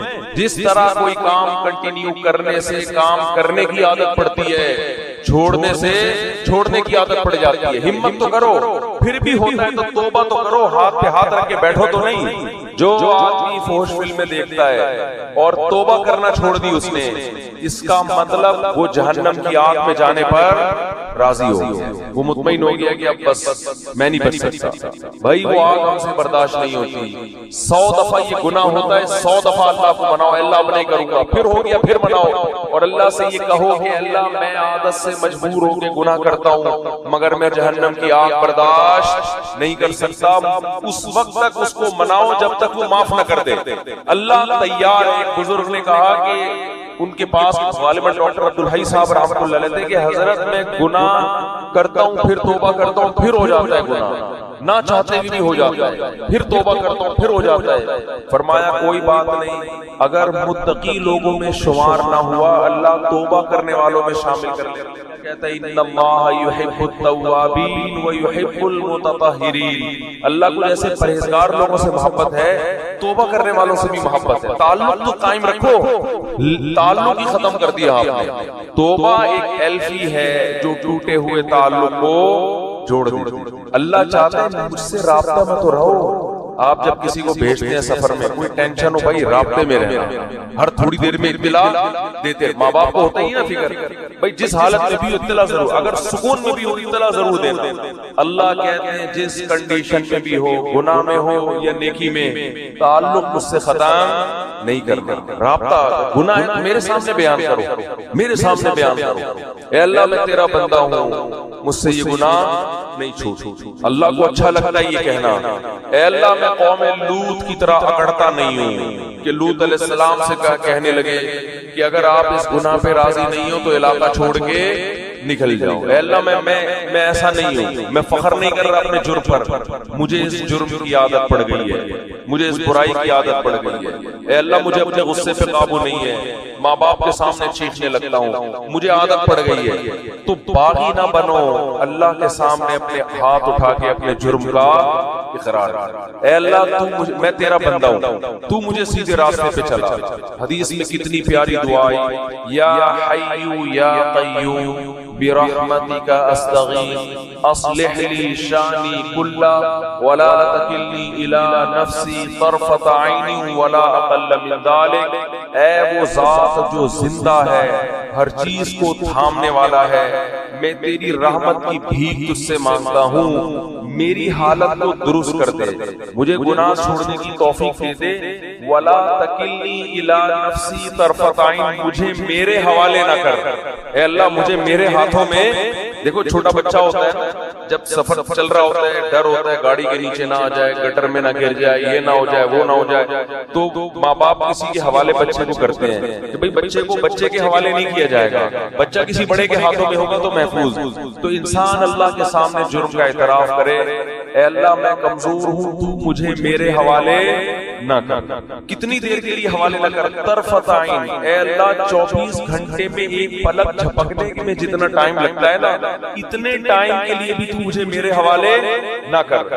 ولا اقل من ذلک، اس سے کم ٹائم کے لیے بھی تو مجھے میرے حوالے نہ کر، کیونکہ اگر تو نے مجھے میرے حوالے سیکنڈ کے کروڑویں حصے کے لیے بھی کر دیا تو مجھے اپنے اوپر اعتماد نہیں ہے، میں اس میں تیری نافرمانی کروں گا، میں اس میں اپنی جان پر ظلم کروں گا. 24 گھنٹے تو مجھ پر گرفت رکھ. یہ نبی نے ہمیں دعائیں سکھائی ہیں، یہ گناہگاروں کے لیے دعائیں ہیں جن سے گناہ نہیں چھوٹتے. وہ اللہ سے مانگے کہ اللہ تو مجھے میرے حوالے نہ کر، تعلق تو قائم رکھے میرے بھائی. اور کیا دعا سکھائی؟ خذ بناصیتی الی البر والتقوی، اے اللہ میں سیدھے راستے پہ چلنا چاہوں نہ چاہوں، تو مجھے پیشانی کے بالوں سے پکڑ کے سیدھے راستے پہ گھسیٹ لے. جیسے کسی ڈاکٹر کے پاس آپ جاتے ہیں نا، انجیکشن لگانے کی تکلیف ہو رہی ہے اور لگانا ضروری بھی ہے، آپ کہتے ہیں بھائی رسیوں سے باندھ کے میری انجیکشن ٹھوک دو، لگا دو انجیکشن، کہتے ہیں کہ نہیں کہتے؟ میری پرواہ نہیں کرو. تو بھائی اس رمضان میں ہمت کر کے گناہوں سے توبہ کرو. اور دیکھو یہ بات میں بہت کم بیانات میں کہتا ہوں کیونکہ یہ جرم پھیل گیا ہے. داڑھی کٹانا یہ بھی تغییر خلق اللہ ہے، اللہ کی تخلیق کو بدلنا ہے. اللہ کو داڑھی کٹا ہوا مرد پسند بولو نا بھائی، یہ آپشنل نہیں ہے، یہ تو اب ہو گیا کیونکہ اتنے لوگ اب انگریزوں کو دیکھ دیکھ کے داڑیاں کاٹنا شروع کر دی تو ہم ہمارے کلچر کا حصہ بن گئی ہے. نبی نے حکم دیا ہے اعفوا اللحى وقصوا الشوارب، فرمایا داڑھی کو کیا اس جرم کی وجہ سے یہ گناہوں میں لگ گئے. ان کو کہہ دیجئے ان الاولین والآخرین، صرف تجھے زندہ نہیں کروں گا، آدم سے لے کے جتنے لوگ اب تک آئے والآخرین اور قیامت تک آئیں گے، لمجموعون الی میقات یوم معلوم، سب کو ایک متعین دن میں اپنے سامنے جمع کر لوں گا. اس پر تو سورہ یاسین میں اللہ نے بہت بتایا نا کہ جو پانی سے انسان کو بنا سکتا ہے وہ دوبارہ کیوں نہیں بنا سکتا. آگے اللہ فرماتے ہیں ثم انکم ایھا الضالون المکذبون، تمہیں جمع کر کے پھر میں یہ سب یہ نہیں بتاؤں گا دیکھو میں نے جمع کر لیا. تم کہتے تھے میں جمع نہیں کروں گا، دیکھو میں نے کر لیا، چلو اب دوبارہ مر جاؤ، ثابت ہو گیا نا میں نے جمع کر لیا ہے. نا نا نا، اللہ کہتے ہیں ابھی مانگو، جب میں جمع کروں گا تو لآکلون من شجر من زقوم. حدیث میں آتا ہے زقوم ایک ایسا درخت ہے، اس کا ایک قطرہ اگر سمندر کا پانی میٹھا ہو جائے گا، ایک قطرہ اس میں ڈال دیا جائے گا، پورا سمندر کڑوا بن جائے گا. تو یہ زقوم اللہ ان کو کھلائے گا، فمالئون منها البطون، اللہ فرماتے ہیں جہنمی اس سے پیٹ بھریں گے. بھوک کی شدت کا یہ عالم ہوگا کہ اس کڑوے درخت سے اپنا پیٹ بھریں گے. فشاربون علیہ من الحمیم، اس پر کھولتا ہوا پانی پیئیں گے. فشاربون شرب الہیم، پیئیں گے ایسے جیسے پیاسے اونٹ پیتے ہیں. پیاسا اونٹ جب پانی پیتا ہے نا کیسے، آپ جو لوگ اونٹ پالتے ہیں ان سے پوچھو، ایسے پانی اسٹور بھی کر رہا ہوتا ہے، ایسے انتہائی شدت کی پیاس میں ایسے گرم کھولتا ہوا پانی پیئیں گے. ھذا نزلهم یوم الدین، روز جزا کے دن یہ ان کی میزبانی ہوگی ہماری طرف سے. اب سوال پیدا ہوتا ہے اللہ اتنی شدید سزا تو کوئی بھی نہیں دیتا، تو اتنی شدید سزا کیوں دے رہا ہے؟ اللہ اس کی وجہ بیان کرتے ہیں، نحن خلقناکم فلولا تصدقون، ہم نے تمہیں پیدا کیا تھا تو تم نے مانا کیوں نہیں کہ جو پہلی دفعہ پیدا کر سکتا ہے وہ دوبارہ بھی پیدا کر سکتا ہے؟ تم خود تھوڑی پیدا ہوئے تھے. اس سے پتہ چلتا ہے جو ڈارون کا نظریہ ہے نا بندر والا، اس سے خدا کو کتنا غضب آتا ہے اس نظریے سے. اور آج ہماری یونیورسٹیوں میں یہ پڑھایا جا رہا ہے، سکھایا جا رہا ہے. اللہ کہتے ہیں نحن خلقناکم، ہم نے پیدا کیا تھا تمہیں، بندر سے نہیں بنے تھے تم انسان، ہم نے اپنی قدرت سے تمہیں بنایا. فلولا تصدقون، تم نے کیوں نہیں مانا کہ دوبارہ بھی پیدا ہو سکتا ہے؟ جو خدا پہلی دفعہ بنا سکتا ہے وہ دوبارہ بھی پیدا کر سکتا ہے. آگے افرائیتم ما تمنون، آگے قرآن کہہ رہے پہلی مرتبہ دیکھو تم کیسے پیدا ہوئے. بلا بتاؤ جب تم اپنی زوجہ کے ساتھ ملاپ کرتے ہو، انتم تخلقونہ ام نحن الخالقون، اس پانی کو انسان بنا کے ہم نکالتے ہیں یا تم نکالتے ہو؟ ہم نکالتے ہیں، تم اس کو انسان بناتے ہو. یہ کس کا عمل ہے انسان بنانا اس پانی کو؟ اللہ کا عمل ہے. نہ خود بخود یہ کام ہوتا ہے نہ ہم کرتے ہیں، یہ کام کرنے والا کون ہے؟ اللہ کرنے والا. آگے اللہ فرماتے ہیں نحن قدرنا بینکم الموت وما نحن بمسبوقین، اس پانی کو انسان بنا کے بھی ہم نکالتے ہیں اور پھر موت بھی ہم دیتے ہیں، اور ہم اس سے عاجز نہیں ہیں علی ان نبدل امثالکم، کہ اسی کو دوبارہ انسان بنا کے کھڑا کر دے اپنے سامنے. جو اس پانی میں آنکھ ناک کان دل دماغ جگر بنا کے اس کو پہلی دفعہ انسان بنا سکتا ہے، وہ دوبارہ بھی اس کو انسان بنا سکتا ہے. آگے اللہ فرماتے ہیں وَلَقَدْ عَلِمْتُمُ النَّشْأَةَ الْأُولَىٰ، تم نے پہلی مرتبہ اپنے بننے کا عمل دیکھ لیا تھا. فَلَوْلَا تَذَكَّرُونَ، اس سے تمہیں نصیحت حاصل کیوں نہیں ہوئی؟ نہیں یاری میرا خیال ہے پہلی مرتبہ تم جانتے تھے پانی کے قطرے میں آنکھ ناک کان بنا ہے، سب کچھ اس میں ہوا ہے وہ تھوڑے دنوں میں، اور جیسے ہی پیدا ہوا ماں کی چھاتیوں میں دودھ آ گیا. ہمارے ایک دوست ہیں لندن میں نا ایتھیزم کے خلاف کام کر رہے ہیں، انہوں نے مجھے بتایا کہ انہیں ایک اسٹال لگا کے بیٹھ گئے، جو بھی آتا نا اس سے پوچھتے کہ ایتھیسٹ ہے تو اس سے کہتے کہ ہم کیسے بنے، وہ کہتا ہے ڈارون کا نظریہ نا یوں کر کے بن گئے. اس نے کہا یار یہ اتفاق سے ایسا ہوا کہ بچہ پیدا ہوتے ہی ماں کی چھاتیوں میں دودھ آ جاتا ہے؟ ایسا کبھی اتفاق دیکھا آپ نے؟ مہمان گھر میں آیا اور دودھ پتی اڑ کے اس کے سامنے اسی ٹائم پہ آ گیا.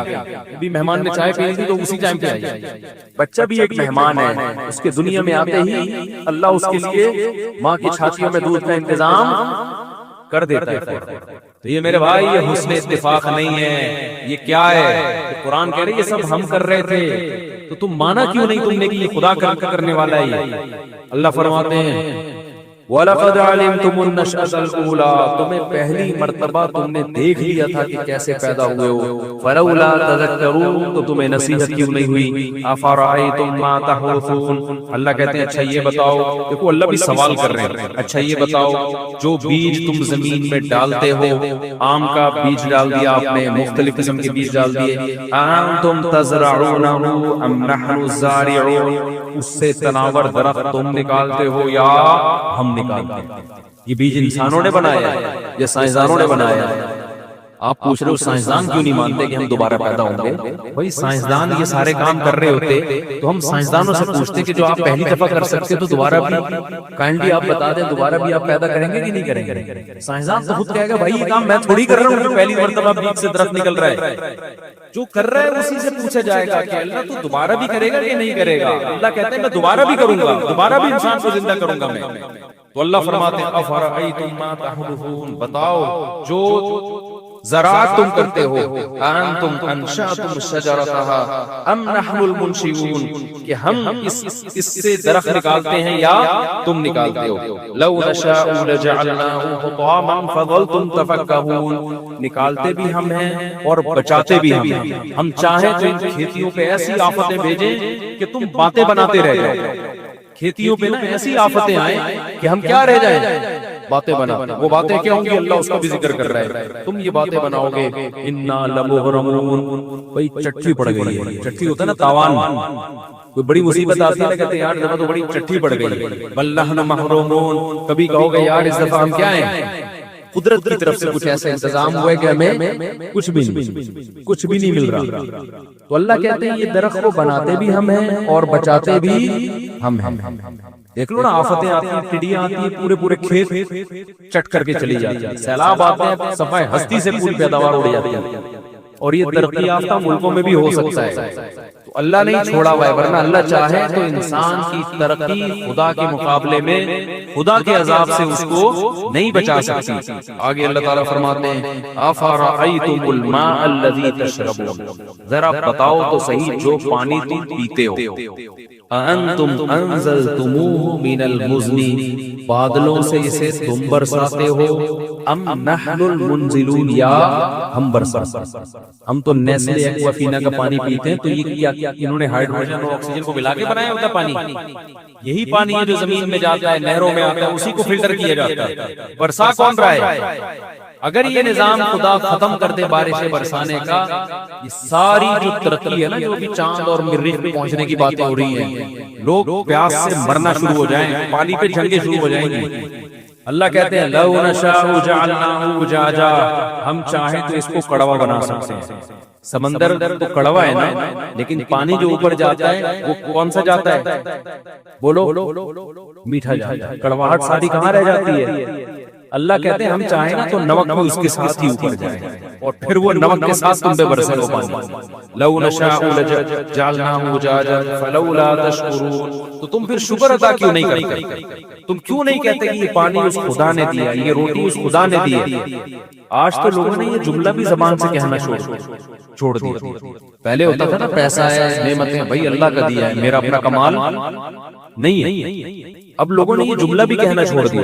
آگے اللہ تعالیٰ فرماتے ہیں افرأیتم النار التی تورون، بتاؤ جس آگ کو تم جلاتے ہو، اس سے بیسیوں قسم کے کام لیتے ہو.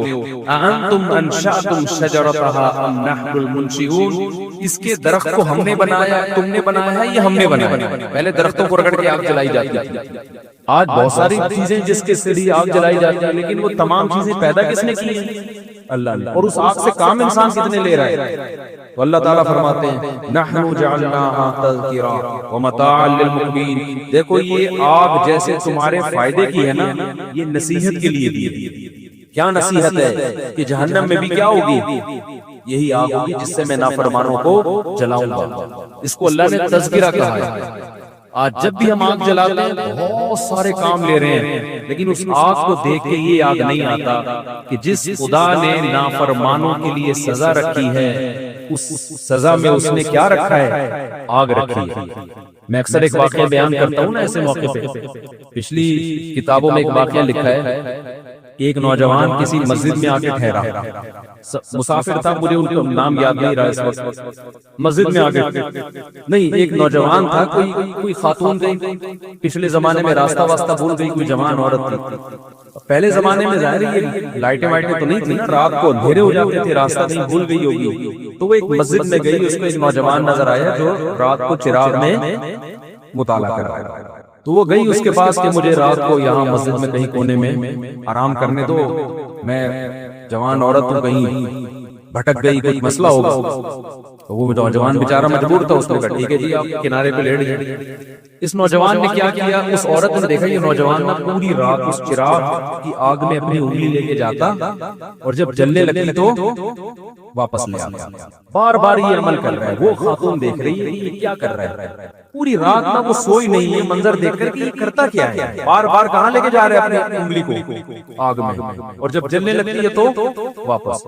صبح جیسے ہوئی ہے وہ یہ نوجوان اس جوان خاتون تھی، اس کے پاس گیا، بولا بھائی خدا کے لیے آپ فوراً مسجد سے باہر نکلیں، جاؤ آپ یہاں سے۔ اس نے کہا اللہ کی قسم میں اس وقت تک یہاں سے نہیں جاؤں گی جب تک تم یہ نہیں بتاؤ گے کہ یہ تم نے عمل کیا کیا ہے۔ اس نے کہا بار بار میرے دل میں رات کو زنا کا خیال آ رہا کہ اجنبی عورت ہے، دیکھنے والا کوئی بھی نہیں، بھی کنوارا لڑکا، تو میں بار بار نا اس چراغ میں اپنی انگلی جلاتا کہ دیکھ اس کو برداشت کر سکتا ہے، اگر اس کو کر سکتا ہے نا تو آخرت کی آگ بھی برداشت ہو جائے گی، اور ایک انگلی میں آگ برداشت نہیں کر سکتا تو جہنم کی آگ کیسے برداشت کرے گا۔ آج کتنا آسان ہو گیا نوجوانوں کے لیے زنا کرنا، لڑکیاں لا رہے ہیں، کرائے پہ لے کر آ رہے ہیں، طوائف خانوں میں جا رہے ہیں، دوستوں کو بتا رہے ہیں۔ او بھائی تم گورنمنٹ کے قانون کی مخالفت نہیں کر رہے، تم کس کے قانون کو توڑ رہے ہو؟ خدا کے قانون کو۔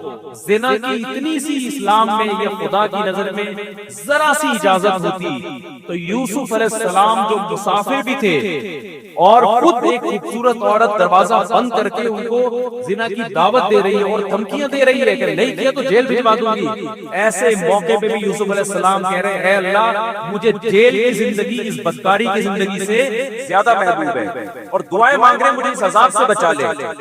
مسافر ہو ان سے ڈر ہو کہ میں جیل، اور پھر چلے بھی گئے جیل بھجوا دیا اس نے، پھر بھی زنا کے قریب بولو نہیں گئے۔ بہت گندا، بہت غلیظ، بہت پلید عمل ہے۔ میں بار بار کہتا ہوں جب کوئی کہا کرے نا میری گرل فرینڈ ہے، بولا بھنگیوں والا کام مت کیا کر تو، اور ہمارے سامنے آ کے مت بتایا کر۔ گرل فرینڈ اور بوائے فرینڈ رکھنا یہ بھنگیوں چماروں کا کام ہے۔ خاندانی آدمی بیوی رکھتا ہے اور عورت شوہر رکھتی ہے، ان کے حلال اولاد پیدا ہوتی ہے۔ بلا تو زنا اور حرامی بچے مسلمانوں کے پیدا نہیں ہوتے، کافروں کے پیدا ہوتے ہیں۔ بتاؤ گدھا گدھی کے ساتھ فزیکل ریلیشن قائم کرتا ہے یا اس کو بیوی بناتا ہے؟ بتاؤ نا، بولو نا یار کیا ہو گیا؟ اس کا مطلب کسی عورت سے بغیر شادی کے فزیکل ریلیشن، گدھے گھوڑوں کا کام کتے بلیوں کا کام ہے یا نہیں ہے؟ یہ کام کتے بلی کرتے ہیں۔ کتا کتے کا کتیا سے فزیکل ریلیشن ہوتا ہے، کوئی نکاح کا عقد نہیں ہوتا۔ گدھے کا گدھی کے ساتھ فزیکل ریلیشن ہوتا ہے لیکن کوئی نکاح کا ایگریمنٹ نہیں ہوتا۔ گھوڑے کا گھوڑی کے ساتھ فزیکل ریلیشن ہوتا ہے، اولاد بھی ہوتی ہے لیکن کوئی نکاح کا عقد نہیں ہوتا۔ کوئی آپ کا دوست آ کے بولا کہ میری گرل فرینڈ ہے میں اس کے ساتھ سوتا ہوں، اس کو بولا کتوں والا کام کرتا ہے، تو گدھوں والا کام کرتا ہے، تو خچر والا، تو جو ہے گھوڑوں والا کام کرتا ہے، تو کتے پن سے نکل پڑنا۔ مجھے اپنا یہ میرے سامنے آ کے کتا پن نہ بیان کیا کر۔ خدا کی قسم اس کے ساتھ تم بھی جہنم کی آگ میں جلو گے۔ جب وہ آگے کہتا ہے میری گرل فرینڈ ہے، خوش نہ ہوا کرو، تمہیں بھی خدا اسی آگ میں پھینکے گا۔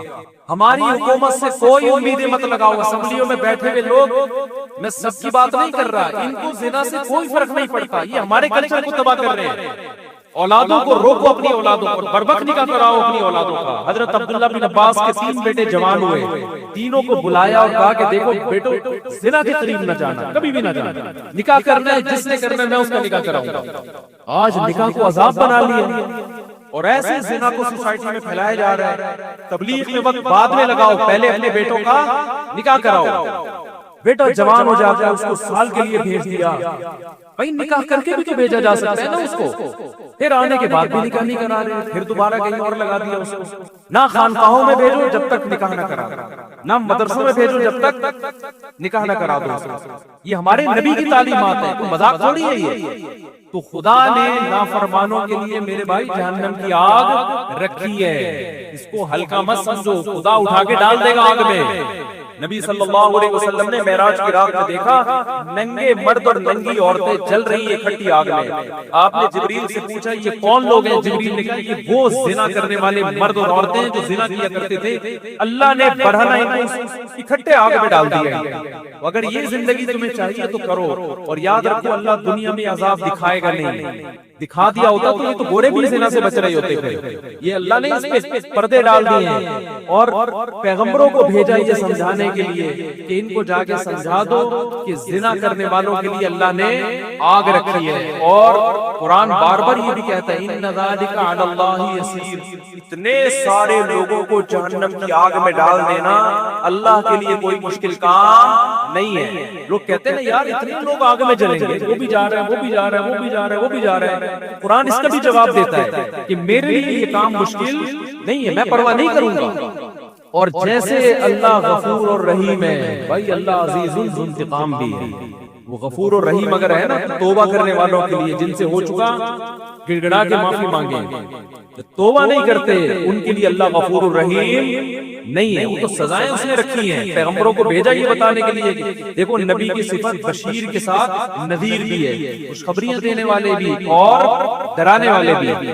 بس لڑکیاں زنا کر رہی ہیں اور ایسے بتا رہے ہوتے ہیں، بڑے آرام سے فون آتے ہیں ایسے بتا رہے ہوتے ہیں جی میرا ان سے فزیکل ریلیشن ہے. میں اس خاتون سے کہتا ہوں آپ اتنے آرام سے بتا رہی ہو آپ کا ریلیشن ہے اس سے، آپ کو کوئی شرم نہیں آ رہی ہے بتاتے ہوئے؟ شادی شدہ عورت کا شوہر باہر ہے اور یہاں اپنے پرانے بوائے فرینڈ سے ریلیشن ہے اس کا. کتنے واقعات سامنے آ رہے ہیں. لوگ کہتے ہیں ہمیں تو کچھ بھی نہیں ہو رہا. تو بھائی اس لیے نہیں ہو رہا کہ سزا کا دن اللہ نے کیا رکھا ہے؟ آخرت رکھی ہے. تو ہمیں اور بھی بہت، ہمارا مسئلہ صرف پیٹرول اور ڈیزل نہیں ہے، صرف مہنگائی نہیں ہے. یہ تو دنیا میں غریب لوگ بھی ایک دن مر جاتے ہیں، مالدار بھی ایک دن. پیٹرول سستا ہو گیا تو کتنے دن کے لیے سستا ہوگا؟ ہماری عمریں 10-20-30 سال رہ گئی ہیں نا. کیا کر لیں گے 30 سال میں پیٹرول سستا کر کے؟ کیا کر لیں گے یار؟ آٹا سستا ہو گیا 20-30 سال تک کیا ہو جائے گا؟ زندگی انسان کی روڈ پہ بھی گزر جاتی ہے، لیکن آگے جو زندگی آنے والی ہے وہ بہت طویل زندگی ہے، وہ ختم ہونے والی نہیں ہے. اور اللہ نے پیدا اس زندگی کے لیے نہیں کیا، پیدا کہاں کے لیے کیا ہے؟ آخرت کے لیے کیا. تو اپنی جانوں پہ رحم کرو. جس کو ہومو سیکسولیٹی کی عادت پڑ گئی ہے توبہ کرے اللہ کے سامنے، علاج کرانے کی کوشش کرے. جس کو زنا کی عادت پڑ گئی ہے گڑگڑائے اللہ کے سامنے، نکاح کرے. بھائی 4 شادیاں کرو، کس نے منع کیا تمہیں؟ مت پوچھو سوسائٹی کیا کہتی ہے اس بارے میں. لوگ مذاق، میرا بہت اب تک مذاق اڑاتے ہیں، شادیوں کی باتیں کرتا رہتا ہے اور لوگوں کو شادیوں کی ترغیب دیتا ہے. اڑانے دو مذاق، میں ذمہ دار ہوں اس کا. مجھے پتا ہے قیامت کے دن مجھے اللہ انشاءاللہ اس پہ نوازے گا. مجھے پرواہ نہیں ہے، میں نے خود بھی کی ایسی کی تیسی سوسائٹی کی. جب میں کر رہا تھا مجھے ہار پھول تھوڑی پہنائے جا رہے تھے، مجھے کوئی لڈو تھوڑی پہنائے جا رہے تھے، کھلائے جا رہے تھے. جب میں کر رہا تھا یہ کام مجھے ہر طرف سے گالیاں سننے کو مل رہی تھی. تو میں گالیاں سنتا رہوں گا اور میں شادیوں کو پروموٹ کرتا رہوں گا انشاءاللہ. میں نہیں ڈرتا کسی سے ان چیزوں میں. مجھے خدا کو جواب دینا ہے بھائی. تو میں آپ سے کہتا ہوں بغاوت کرو اپنے ماں باپ کی. یہ تمہیں زنا، آج ماں باپ بیٹا زنا کرتا ہے باپ کی پیشانی پہ لکیر نہیں آتی. ایک دفعہ سمجھا دینا بیٹا ایکچولی ایسا نہ کیا کرو، ہمارا یہ کلچر نہیں ہے، بس اس سے زیادہ نہیں. او بھائی ایک طرف انٹرنیٹ پر گندی چیزیں آ رہی ہیں، ایک طرف سارا لڑکیاں خود آفریں کر رہی ہیں، آپ نہ اس کو نکاح کرنے دے رہے ہو اور زنا پر پابندیاں لگا رہے ہو، تو وہ تو بغاوت کرے گا سوسائٹی سے. تو ہم میرے بھائی کسی کے پابند نہیں ہیں، ہمارے پاس خدائی قانون ہے. فَانكِحُوا مَا طَابَ لَكُم مِّنَ النِّسَاءِ مَثْنَىٰ وَثُلَاثَ وَرُبَاعَ. اللہ کہتے ہیں جو تمہیں پسند آئے ان میں سے کتنی عورتوں سے کر سکتے ہو؟ 4 سے کر سکتے ہو. ان کے حقوق بھی ادا کرو. جو عورت رہے گی اس کو رکھو، نہیں رہنا چاہتی بھائی میں تو کروں گا. آپ بول دو میں تو 4 پوری کروں گا. میں زنا سے نہیں بچ سکتا اس سوسائٹی میں 4 کیے بغیر. اگر آپ کی یہ کنڈیشن ہے آپ بتا دو لوگوں کو. کتنے شادی شدہ مرد بھی منہ مار رہے ہیں زنا میں جا کے. ان سے کہا جائے یار نکاح کرو، کہتے ہیں یار بہت مشکل کام ہے، بہت مشکل کام ہے. نکاح میں ٹینشنیں ہیں مگر ان ٹینشنوں پہ اجر ملتا ہے. زنا میں عیاشی ہے مگر اس عیاشی پہ عذاب آئے گا. خدا کی قسم وہ ٹینشنیں جس پہ جنت مل رہی ہو ان ٹینشنوں کو گلے لگا دو. وہ عیاشی جس پہ عذاب آ رہا ہو، جہنم کی آگ مل رہی ہو، اس عیاشی کو اپنے آپ سے دور کر دو. نکاح میں ٹینشن ہے، پیغمبروں کو نہیں ہوئی ہے کیا پریشانیاں؟ نبی کی 9 بیویاں تھیں تو آپ کیا سمجھتے ہو یہ کوئی پریشانی نہیں ہوئی ابھی ان کو؟ چھوڑ دو سوسائٹی تمہیں یہ جہنم کا ایندھن بنائیں گے. بھائی اللہ کو آج کل کوئی نہیں مانتا. جو اللہ کو مانے گا تو پھر اللہ کی پوری مان کے چلے گا. ہر چیز میں ہم کس کے پابند ہیں؟ مجھے ایسے ایسے تانے ملتے ہیں. اپنے دامادوں کو بولے نا دوسری شادی کرو. کس نے کہا کہ میں نے اپنے داماد کو منع کیا دوسری شادی سے؟ ایسے ایسے تانے. اپنے بہنوئیوں کو بولو نا. میں 10 سال سے اپنے بہنوئیوں کو بول رہا ہوں جس نے کرنی ہے کر لے. ابھی بھی بول رہا ہوں اپنے دامادوں کو بھی بول رہا ہوں جس نے کرنی ہے کر لے. مجھ سے پوچھ کے تھوڑی کرے گا وہ. ایسے ایسے تانے. تو بھائی تانے دیتے رہو. اور ان کے گھر میں پھڈے بہت ہوتے ہیں. میں نے کب کہا میرے گھر میں کوئی پھڈا نہیں ہوتا؟ سب کے گھروں میں سب کچھ ہوتا ہے. ہم بھی یہی گوشت کھاتے ہیں، یہی روٹی کھاتے ہیں. خدا کی قسم یہ پھڈے اگر ہوتے نہیں ہیں الحمدللہ، لیکن اگر ہوتے ہیں بالفرض ایک مثال دے رہا ہوں ہوتے ہیں، خدا کی قسم یہ پھڈا کر کے ہم زانی سے بہرحال بہتر ہیں. जिस शादीशुदा के घर में झगड़े हो रहे हो ना, और जिस बेगैरत के गर्लफ्रेंड से बहुत अच्छे ताल्लुकात हो, ये झगड़ों वाला मैरिड आदमी उस गर्लफ्रेंड वाले गधे और घोड़े से 1000 गुना बेहतर है, उस गधे घोड़े से 1000 गुना बेहतर है। तो उठाकर फेंक दो बाहर गली में, नई तहजीब के अंडे हैं गंदे। हमारा जो अभी सबसे बड़ा मसला बना हुआ है ना, जिसकी तरफ हम लोगों की तवज्जो नहीं है, वो हमारा फैमिली सिस्टम गधे घोड़ों वाला बनने वाला है, जो गोरों का है, वही कुत्ते बिल्लियों वाला हमारा सिस्टम शुरू हो जाएगा। लेकिन आज तहजीब इसको कहते हैं कि आप 3 पीस सूट और टाई में गोरे को देखते हैं कि यार बड़े एटीट्यूड, और खुदा की नजर में कोई हटे हुए पुराने कपड़ों में हो ना, जिना ना करता हो, वो मुहज्जब है, और 3 पीस सूट और टाई में तवाइफ खाने में जाता हो, वो कुत्ते बिल्लियों जैसा खुदा की नजर में है वो। आप गोरे के डिसेंट पने को मत देखो कि यार ये जापान और गोरे और ऐसे माशाल्लाह एटीट्यूड और इतनी तमीज, भाई जिना कर रहा है यार, वो अपने बाप को घर में नहीं रख रहा, तो क्या करना है ऐसे एटीट्यूड का यार तुमने, क्या करना है ऐसी तहजीब का, जिसकी ना बहन का पता, ना भाई का पता, ना बाप का पता, ना माँ का पता, क्या करना है ऐसी तहजीब का तुमने।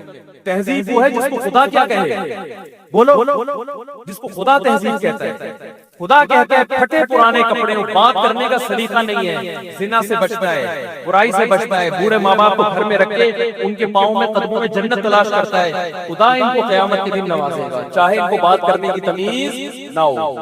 तो आप पढ़े लिखे तबके को ना देखो जो खुदा का बादी है।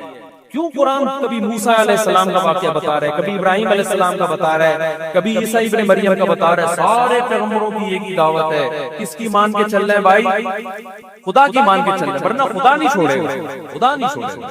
खुदा ने आग तैयार करके रखी है। और कुरान कितनी जगह कहता है, जब नबी सल्लल्लाहु अलैहि वसल्लम मायूस होते थे ना कि ये क्यों नहीं मान रहे, तो कुरान एक जगह नहीं मुतादिद जगह कहा है कि आप मायूस ना हो।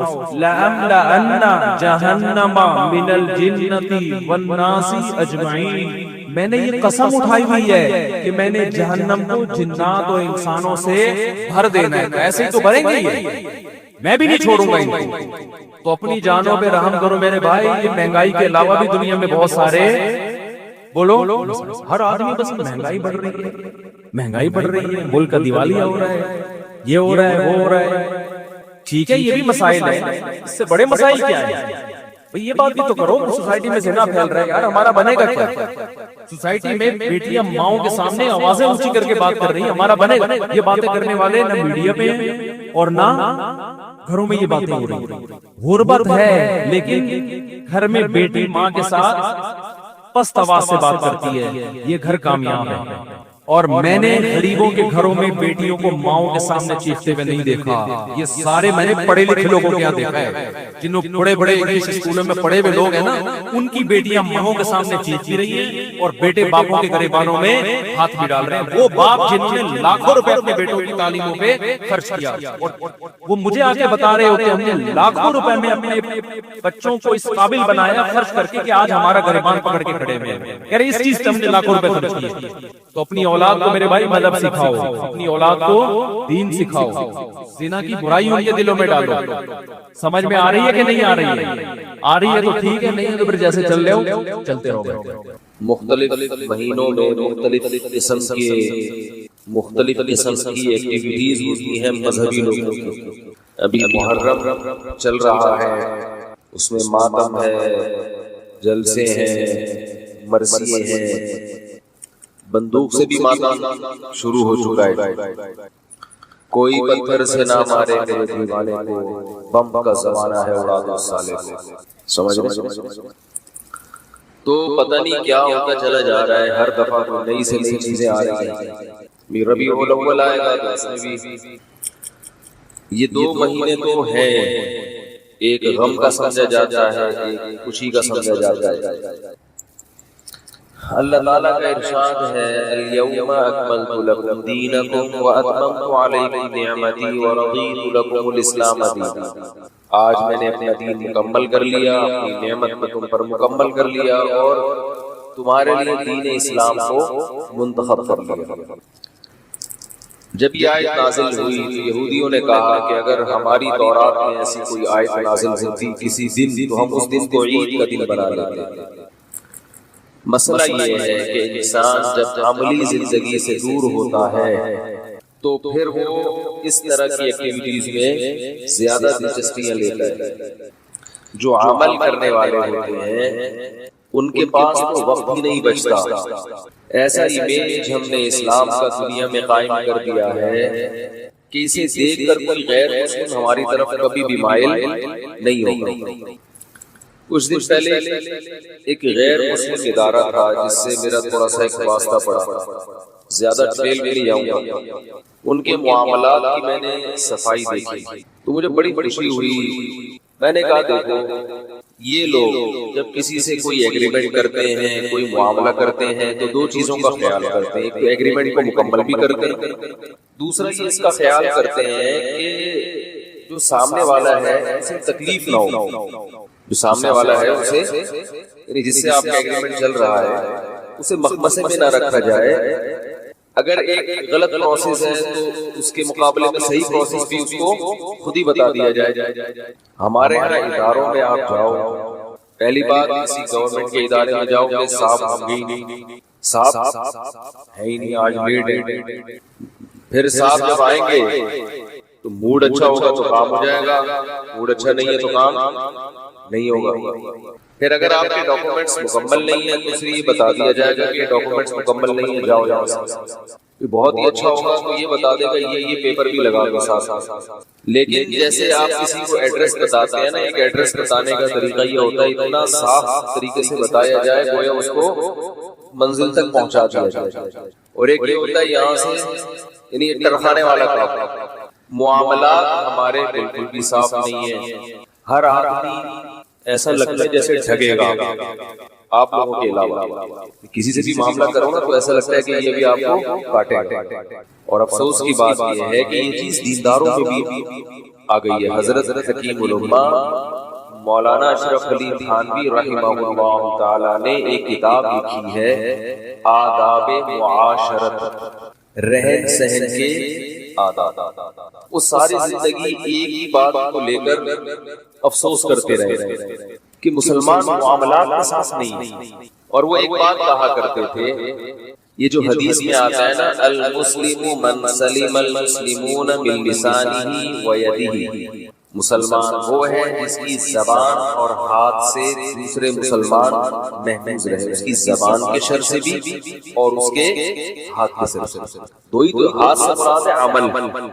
جب کوئی عمل کیا جاتا ہے تو ہاتھوں کا حوالہ دیا جاتا ہے, یہ میرے ہاتھوں کی کمائی ہے. ایک دفعہ پنجاب میں ایک صاحب مجھے ملے, انہوں نے کہا یہ جو ہاکس وے کی سڑک ہے میں نے اپنے ہاتھوں سے بنائی ہے. تو ٹھیکیدار تھے, وہ پروجیکٹ حکومت کی طرف سے ملا تھا, تو انہوں نے کہا یہ میں نے اپنے حالانکہ ہاتھوں سے نہیں بنائی. تو ہاتھ سے مراد کیا ہے؟ عمل.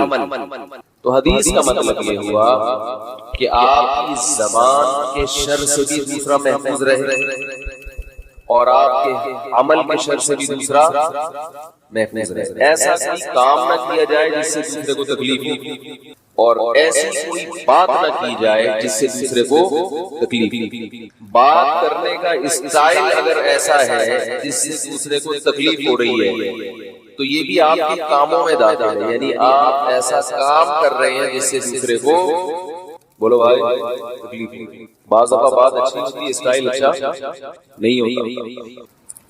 تو حکیم الامہ حضرت مولانا اشرف علی تھانوی رحمہ اللہ تعالی فرمایا کرتے تھے کہ جو نیک لوگ ہیں نا, ایک طبقہ تو وہ ہے جو اس کا خیال نہیں کرتا کہ آپ کے بات سے یا کام سے دوسرے کو تکلیف ہو رہی ہے کہ کوئی بھاڑ میں جائے ہمیں, بلکہ وہ صبح و شام تکلیفیں پہنچاتے رہتے ہیں.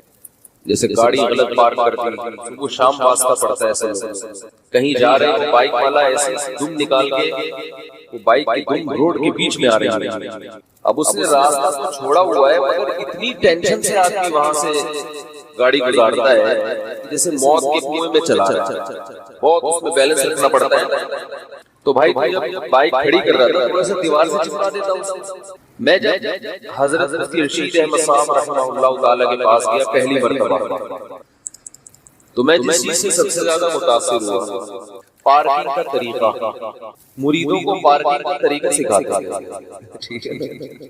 ذرا سی کسی نے گاڑی دائیں بائیں پارک کی یا صحیح طرح دیوار سے چپکائی نہیں, اس کی شامت آتی. تمہیں تمیز نہیں ہے زندگی گزارنے کی، تم کیوں ایسے؟ میں حیران ہوا کہ یار اس ٹائپ کے مولوی تو جو مشہور ہیں ہم جیسے نالائق، تو ہمیں پتا چلا بھائی مولوی تو بہت اچھے ہیں، ہم بھی گھر میں بیٹھے رہے ہیں تو ہم کبھی علماء کے پاس گئے ہی، ہم نے اپنے جیسے چند نالائق دیکھے، ان سے ایک امیج ہم نے ایک قائم کر لیا کہ سب اسی طرح ہو۔ ہمارے حضرت کے جو خلیفہ تھے، نائب تھے، ان کے ہاں جب میں ان کی مسجد میں نماز پڑھنے کے لیے جاتا تو اپنی بائک کنارے پہ کھڑی کرتا تو وہ بندہ بھیجتے کہ دیکھو صحیح طرح پارک کیے کہ نہیں۔ ہمیں عادت نہیں تھی بائک کھڑی کرتے ہوئے بالکل دیوار سے چپکائیں، یہ عادت کسی کسی پاکستان میں نہیں ہے، تو یہ دیکھتے تھے پھر وہ کہتے تھے کہ اس کو بالکل دیوار سے چپکا۔ ہمیں یہ ایسا لگتا تھا جیسے تقوی کا وہ مقام ہے جہاں تک بڑے بڑے بزرگان دین بھی نہیں پہنچے، کیونکہ جب روڈ کھلا ہوا ہے ہم نے موٹر سائیکل اس طرح سے پار کی ہے کہ روڈ پہ گزرنے کی جگہ ہے تو بس کافی ہے نا، تو وہ فرماتے تھے کافی نہیں ہے، کھلی ڈلی جگہ ہونی چاہیے گزرنے کے لیے۔ بہت مشکل ہے بھائی یار، ایک چھوڑ چکا ہوں پھر غیر خیالی طور پر مس کالیں آ جائیں، یہ میں ملفوظ چھوڑ رہا ہوں، بہت مشکل ہے سمجھا رہا ہوں۔ تو اتنی جگہ ہونی چاہیے کہ آرام سے گزر جائے نا، اور دو گاڑیاں اکٹھی آ گئی تو کیسے گزریں گی؟ ایک کو ریورس کرنا پڑے گا، اور اگر کوئی سامنے والا متکبر نکلا تو ریورس نہیں کرتا، تو پیچھے ہو گیا، میں پیچھے نہیں ہو سکتا، پھڈا۔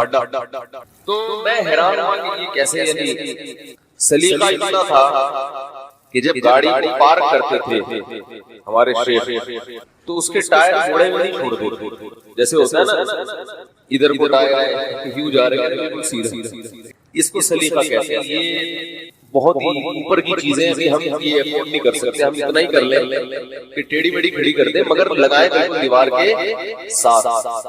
تو یہ جو حدیث ہے مسلمان وہ ہے جس کی زبان اور ہاتھ کے شر سے محفوظ رہے دوسرے، تو اس حدیث کی تشریح میں حضرت حکیم الامہ مولانا اشرف علی تھانوی نے کتاب لکھی، آداب معاشرت، رہن سہن کے آداب۔ وہ کہتے تھے لوگوں میں یہ سینس نہیں ہے، خیال نہیں کرتے، تکلفات زیادہ ہیں، تکلفات۔ دیکھو ایک چھوٹی سی بات کی بتاتا ہوں جس سے پتہ چلے گا کتنے ان چیزوں میں اللہ نے ان کو فکر دی تھی ذہانت۔ کہتے ہیں جب کوئی گھر میں مہمان آئے سب سے پہلے واش روم کا پتہ بتاؤ۔ بعض دفعہ انسان شرم میں قضائے حاجت روک کے بیٹھا ہوتا ہے، وہ گھر والوں سے کہہ نہیں پاتا، سمجھ رہے بھائی؟ آپ کسی کے گھر آپ کو بہت زور سے پیشاب آ رہا ہے، قضائے حاجت کا تقاضا ہے، آپ بیٹھتے ہی شرما رہے ہوتے ہو کہ یار وہ بولے کبھی آگے بیٹھے اور ڈائریکٹ لیٹرین، بھائی ہو تو سکتا ہے نا انسان کے ساتھ، کیا خیال ہے؟ کچھ بھی ہو سکتا ہے۔ تو یہ گھر کا میزبان ہے، گھر کا مالک ہے، اس کی ذمہ داری ہے کہ مہمان کی ضرورت کا خیال۔ فرمایا سب سے پہلے اس کو کیا بتاؤ؟ واش روم ادھر ہے، جانا تو نہیں آپ۔ بعض دفعہ ایسا ہوتا ہے انسان کے ساتھ، وہ روک کے بیٹھا شرما، ہر آدمی کی الگ مزاج ہوتا ہے نا، دھماکے کے ساتھ پڑے گا تو اس کو خود بتا۔ تو فرمایا کرتے تھے کہ یہ جو حدیث ہے، اچھا آداب معاشرت میں انہوں نے اسی طرح کی چیزیں لکھی، کتاب خرید لے کہیں سے، بہت کام آئے گی انشاءاللہ، کہ لوگ کن چیزوں میں خیال نہیں کرتے دوسروں کا، اور احادیث جمع کی ہیں بہت ساری، رسول اللہ صلی اللہ علیہ وسلم نے کس قدر خیال کیا ہے چھوٹی چھوٹی باتوں میں کہ کسی کو عمل سے تکلیف نہ ہو۔ دیکھو کندھے پھلانگ کے آنا یہ ناجائز ہے، گناہ ہے، حالانکہ کندھے پھلانگنے سے کیا ہوتا ہے؟ کیا قد چھوٹا ہو جائے گا جس کے اوپر سے چھلانگ مار کے آئے ہیں؟ کچھ بھی نہیں ہوتا، لیکن تکلیف ہوتی ہے۔ دوسرا آ رہا ہے دھکا لگے گا تھوڑا سا۔ نبی صلی اللہ علیہ وسلم نے ارشاد فرمایا کوئی شخص کسی جگہ پہ بیٹھا ہے، اٹھ کے جائے کسی کام سے، اس کی جگہ پہ مت بیٹھو، وہ اس کا حقدار ہے، اس کی پرمیشن کے بغیر آپ اس کی جگہ پہ، تو بیچارہ بیٹھا تھا تو کسی ضرورت سے جانا پڑ گیا، اس کو تکلیف ہوگی، یار میں بیٹھا ہوا تھا آپ آگے بیٹھ گئے۔ اب بتاؤ مجھے ایک بات، جس شریعت میں اس کو برداشت نہیں کیا گیا کہ کسی جگہ پہ ایک انسان تھوڑی دیر کے لیے بیٹھا ہے جو اس کی ذاتی ملکیت نہیں ہے اور جا بھی خود ہی اٹھ کے رہا ہے، لیکن اس کا یہ رائٹ ہے کہ ایک بالش اس جگہ پر کوئی دوسرا آ کے نہ بیٹھے، تو اس ایک بالش کی عارضی ملکیت کا اتنا خیال کیا گیا تو 240 گز کے پلاٹ جو آپ کو وراثت میں ملا تھا اس پہ اگر کوئی قبضہ کر لے، بھائی یا بہن یا ماموں یا چاچا، اس کو شریعت برداشت کر لے گی؟ کیا ہو گیا بھائی؟ اور حیرت ہے اپنے قبضہ کر کے اسے بیچ کے عمرہ کرنے جا رہے ہیں۔ لوگ ایسا کرتے ہیں، وراثت کا مال کھا کے کہاں جاتے ہیں، ارے کچھ اور کر لیتے، بندوق خرید کے ڈکیتیاں شروع کر دیتا ہوں، کہتے ہیں تیرا کام ہی ہے۔ ظاہر ہے جب ڈکیتی کرنی ہے تو پھر حلال کما کے تھوڑی کرتا ہے انسان۔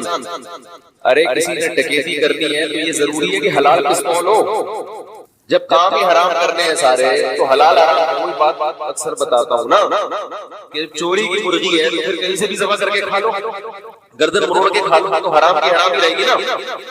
چوری کی مرغی کو باقاعدہ سیدھے ہاتھ سے قبلہ رخ لٹا کے اور بسم اللہ اللہ اکبر، یہ ہو رہا ہے مارکیٹ میں۔ کئی لوگوں کو میں جانتا ہوں حرام کھا کے سیدھا گئے کہاں، عمرہ کر انہی حرام گھپلے کے لیے، چندوں میں گھپلے، بہن کی وراثت میں گھپلے اور جا رہے ہیں۔ تو حکیم الامہ نے بہت ساری مثال بتا رہا تھا کہ اتنی سی جگہ پہ قبضہ کرنے کی اجازت ہے کیونکہ اس سے انسان کو تکلیف ہوتی ہے، آپ اس کی جگہ پہ آگے بیٹھ گئے، لیکن اس کا یہ مطلب نہیں ہے، اس کا لوگ غلط فائدہ بھی اٹھاتے ہیں۔ مسجد میں صف اول میں بیٹھنے کے لیے پہلے سے آگے رومال رکھ کے غائب ہو جاتے ہیں۔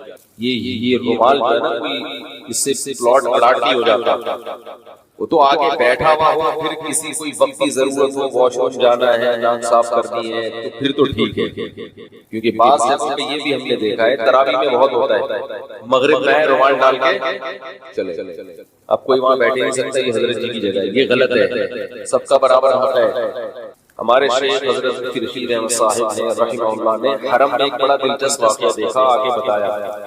وہ بعض جگہ ایسے ہوتا ہے نا، مسجد حرام میں اگلی صفوں میں جگہ فکس کر لی جاتی ہے، وہ کرتے ہیں سیکیورٹی کے لحاظ سے کہ ایسا ہر آدمی کو اجازت دے دی جائے تو بعض دفعہ خطرہ ہوتا ہے کہ دہشت گرد نہ آ گیا، لیکن جو عرب کے بدو ہیں اس بیچارے کو کیا پتا۔ تو ایک بدو دیہاتی عرب کا کھڑا ہوا، تو حکومت کے کچھ اہلکار آئے، انہوں نے کہا آپ یہاں سے ہٹ جاؤ، یہاں فلاں وزیر کھڑے ہوں گے یا فلاں صاحب کھڑے ہوں گے۔ تو وہ بدو کہتا ہے گل لا الہ الا اللہ، آج کل کی عربی میں قل کو گل کہتے ہیں، سے کہہ رہے کلمہ پڑھو، کلمہ، ٹھیک ہے نا، یہ اللہ کی، یعنی یہ مسجد ہے، اللہ کا گھر ہے، اس میں وزیر اور وہ سب برابر ہے، تم تو اسلام سے ہی خارج ہو گئے، ایسی باتیں کر رہے ہو۔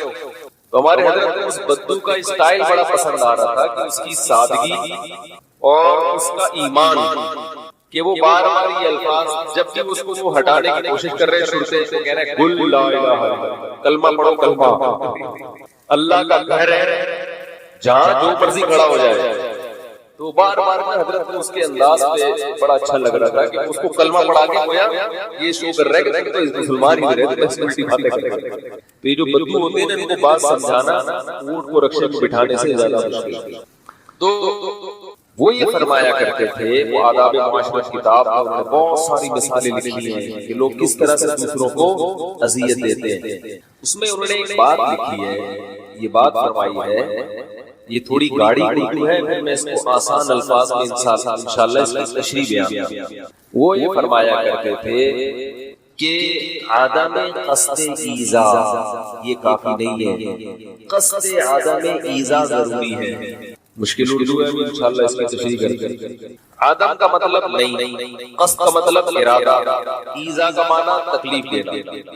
فرمایا کہ ہم جب کسی کو تکلیف دیتے ہیں، کوئی ہمارے عمل سے کسی کو تکلیف ہوتی ہے، تو ہم یہ کہتے ہیں بھائی میرا ارادہ تکلیف دینے کا نہیں تھا، غلطی سے ہو گیا، قصد نہیں تھا، قصد نہیں تھا، ارادہ نہیں تھا۔ فرمایا اتنا کافی نہیں ہے مسلمان بننے کے لیے، جیسے ہم بہت سے اعمال کر رہے ہوتے ہیں غلطی سے ہو گیا، ہمیں تو پتہ ہی نہیں چلا۔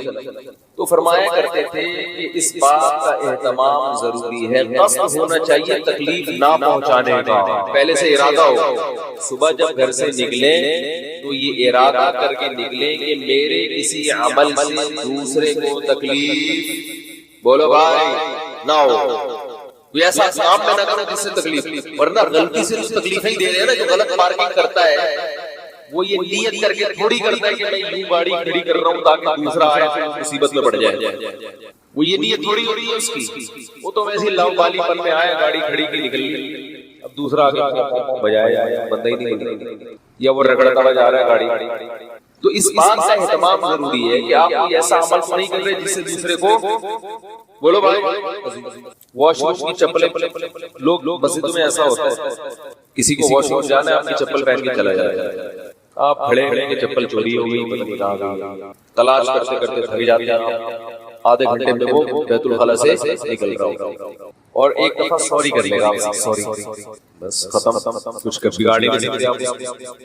اگر آپ کو کوئی ایمرجنسی آپ جا رہے ہیں یہ میں باتیں تو یہ چھوٹی چھوٹی ہیں لیکن جس میں یہ چھوٹی چھوٹی چیزوں کا خیال نہیں کرتا بڑے بڑے جرائم بھی اسی سے ہوتے ہیں. سمجھ رہے کہ نہیں سمجھ رہے؟ اور جو چھوٹی چیزوں کی رعایت کرتا ہے بڑی چیزوں میں بھی وہی کلیئر ہوتا ہے وہی صاف ہوتا ہے.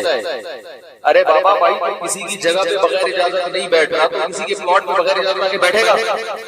اس کو اس میں اللہ کا خوف آ رہا ہے کہ یہ بندہ اٹھ کے گیا ہے اس کی جگہ میں یہاں آ کے نہ بیٹھوں کل قیامت کے دن مجھے اس کا جواب دینا ہے. تو کسی کے پلاٹ پہ جا کے بیٹھ جائے اس میں تو اور ڈرے گا نا اللہ سے.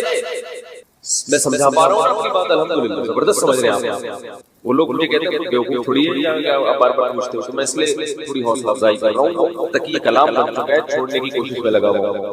تو یہ جو چھوٹی چھوٹی چیزوں کی ہاں لیٹرین میں چلے جاتے ہیں چپل پہن اور جب واپس آتے ہیں چپلیں گیلی ہوتی کسی کی لیٹرین شدہ چپل یہ لیٹرین شدہ میں نے کچھ لغت بنائی ہے کسی کی لیٹرین شدہ چپل استعمال کرتے ہوئے گھن آتی ہے نا انسان کو.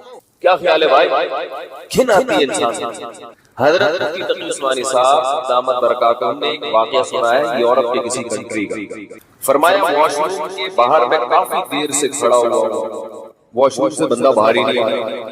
کافی دیر بعد بندہ باہر آیا تو اس نے پھر معذرت کی. اس نے کہا اصل میں واش روم کا پانی پاس نہیں ہو رہا مجھے اچھا نہیں لگا کہ آپ جائیں تو گندگی دیکھ دیں. تو وہ اپنی ذمہ داری پہ اس سسٹم کو صحیح کرنے میں جو بھی اس کے اختیار میں ہوگا کسی طرح یہ گندگی یہاں سے ختم ہو جائے. ہمارے یہاں دکھا رہے ہوتے ہیں یہ میری پروڈکٹ ہے بھاڑ میں جائے میں تو جا رہا ہوں تمہاری بلا سے تمہیں الٹی آئے تم یہاں نہ کرو کھیتوں میں چلے جاؤ یا کیا بولوں میں ڈیٹیل میں نہیں جا سکتے تمہاری بلا سے جو مرضی میں تو جاؤں میرا تو ہو گیا فٹ ہو گیا آتے آتے سب سیٹ ہو گئی. اب تم جانو بیت الخلا جانا ہائے ہائے واقعات سنانے نہیں چاہیے لیکن آپ کی فائدے کے لیے اس لیے سنا رہا ہوں کہ پبلک ٹوائلٹ کیسے ہوتے ہیں ہمارے کنٹریز میں. ایک سنا دیتا ہوں ہند تو مجھے بھی آ رہی ہے آپ کو بھی آئے گی لیکن بڑی مصیبت سے بچنے کے لیے چھوٹی مصیبت کو برداشت. یہ جو گھن ابھی آ رہی ہے یہ آپ کو بڑی بڑی ٹینشنوں سے میں بچا رہا ہوں. بڑی مصیبت ایئرپورٹ کے واش روم بڑے صاف ستھرے ہوتے ہیں سب سے زیادہ صاف ستھرے ایئرپورٹ ہی کے واش روم.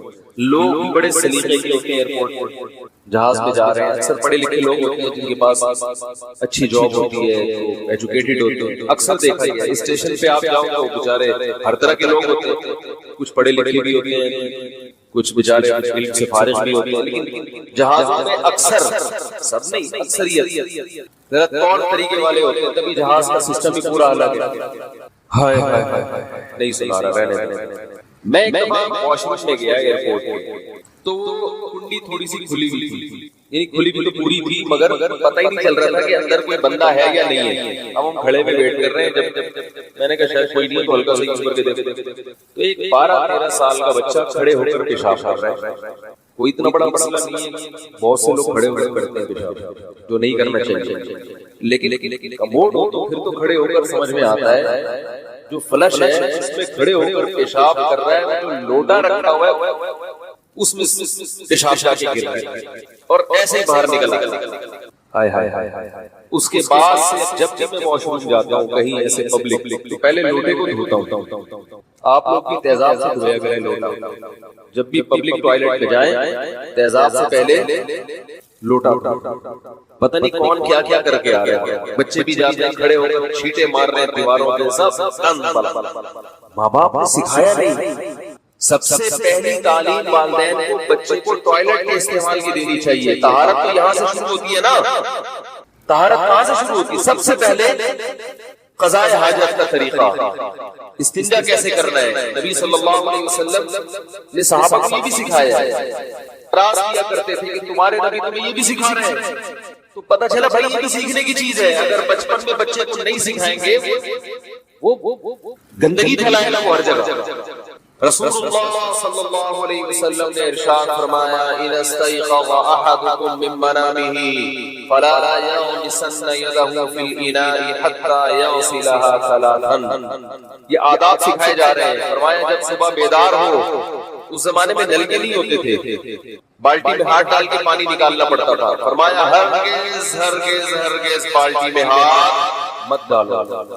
حالانکہ صبح ہم اٹھے ہیں تو ہمیں کوئی ہاتھ میں گندگی نظر نہیں آ رہی, لیکن بھائی ممکن ہے کہ رات فَإِنَّهُ لَا يَدْرِي أَيْنَ بَاتَتْ يَدُهُ. فرمایا اس کو پتہ نہیں اس کے ہاتھ نے رات کہاں گزاری ہے.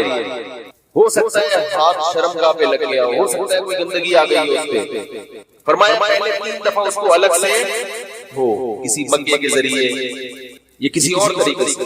کچھ بھی نہیں تو پھر علماء کہتے ہیں تھوڑا سا چلو بھر پانی لے کے اچھی طرح ہاتھ دھو, مجبوری ہے. 3 دفعہ آپ نے فرمایا ہاتھوں کو اچھی طرح دھو گے, اس کے بعد ہاتھ اس لائق ہوتا ہے کہ اس کو بالٹی میں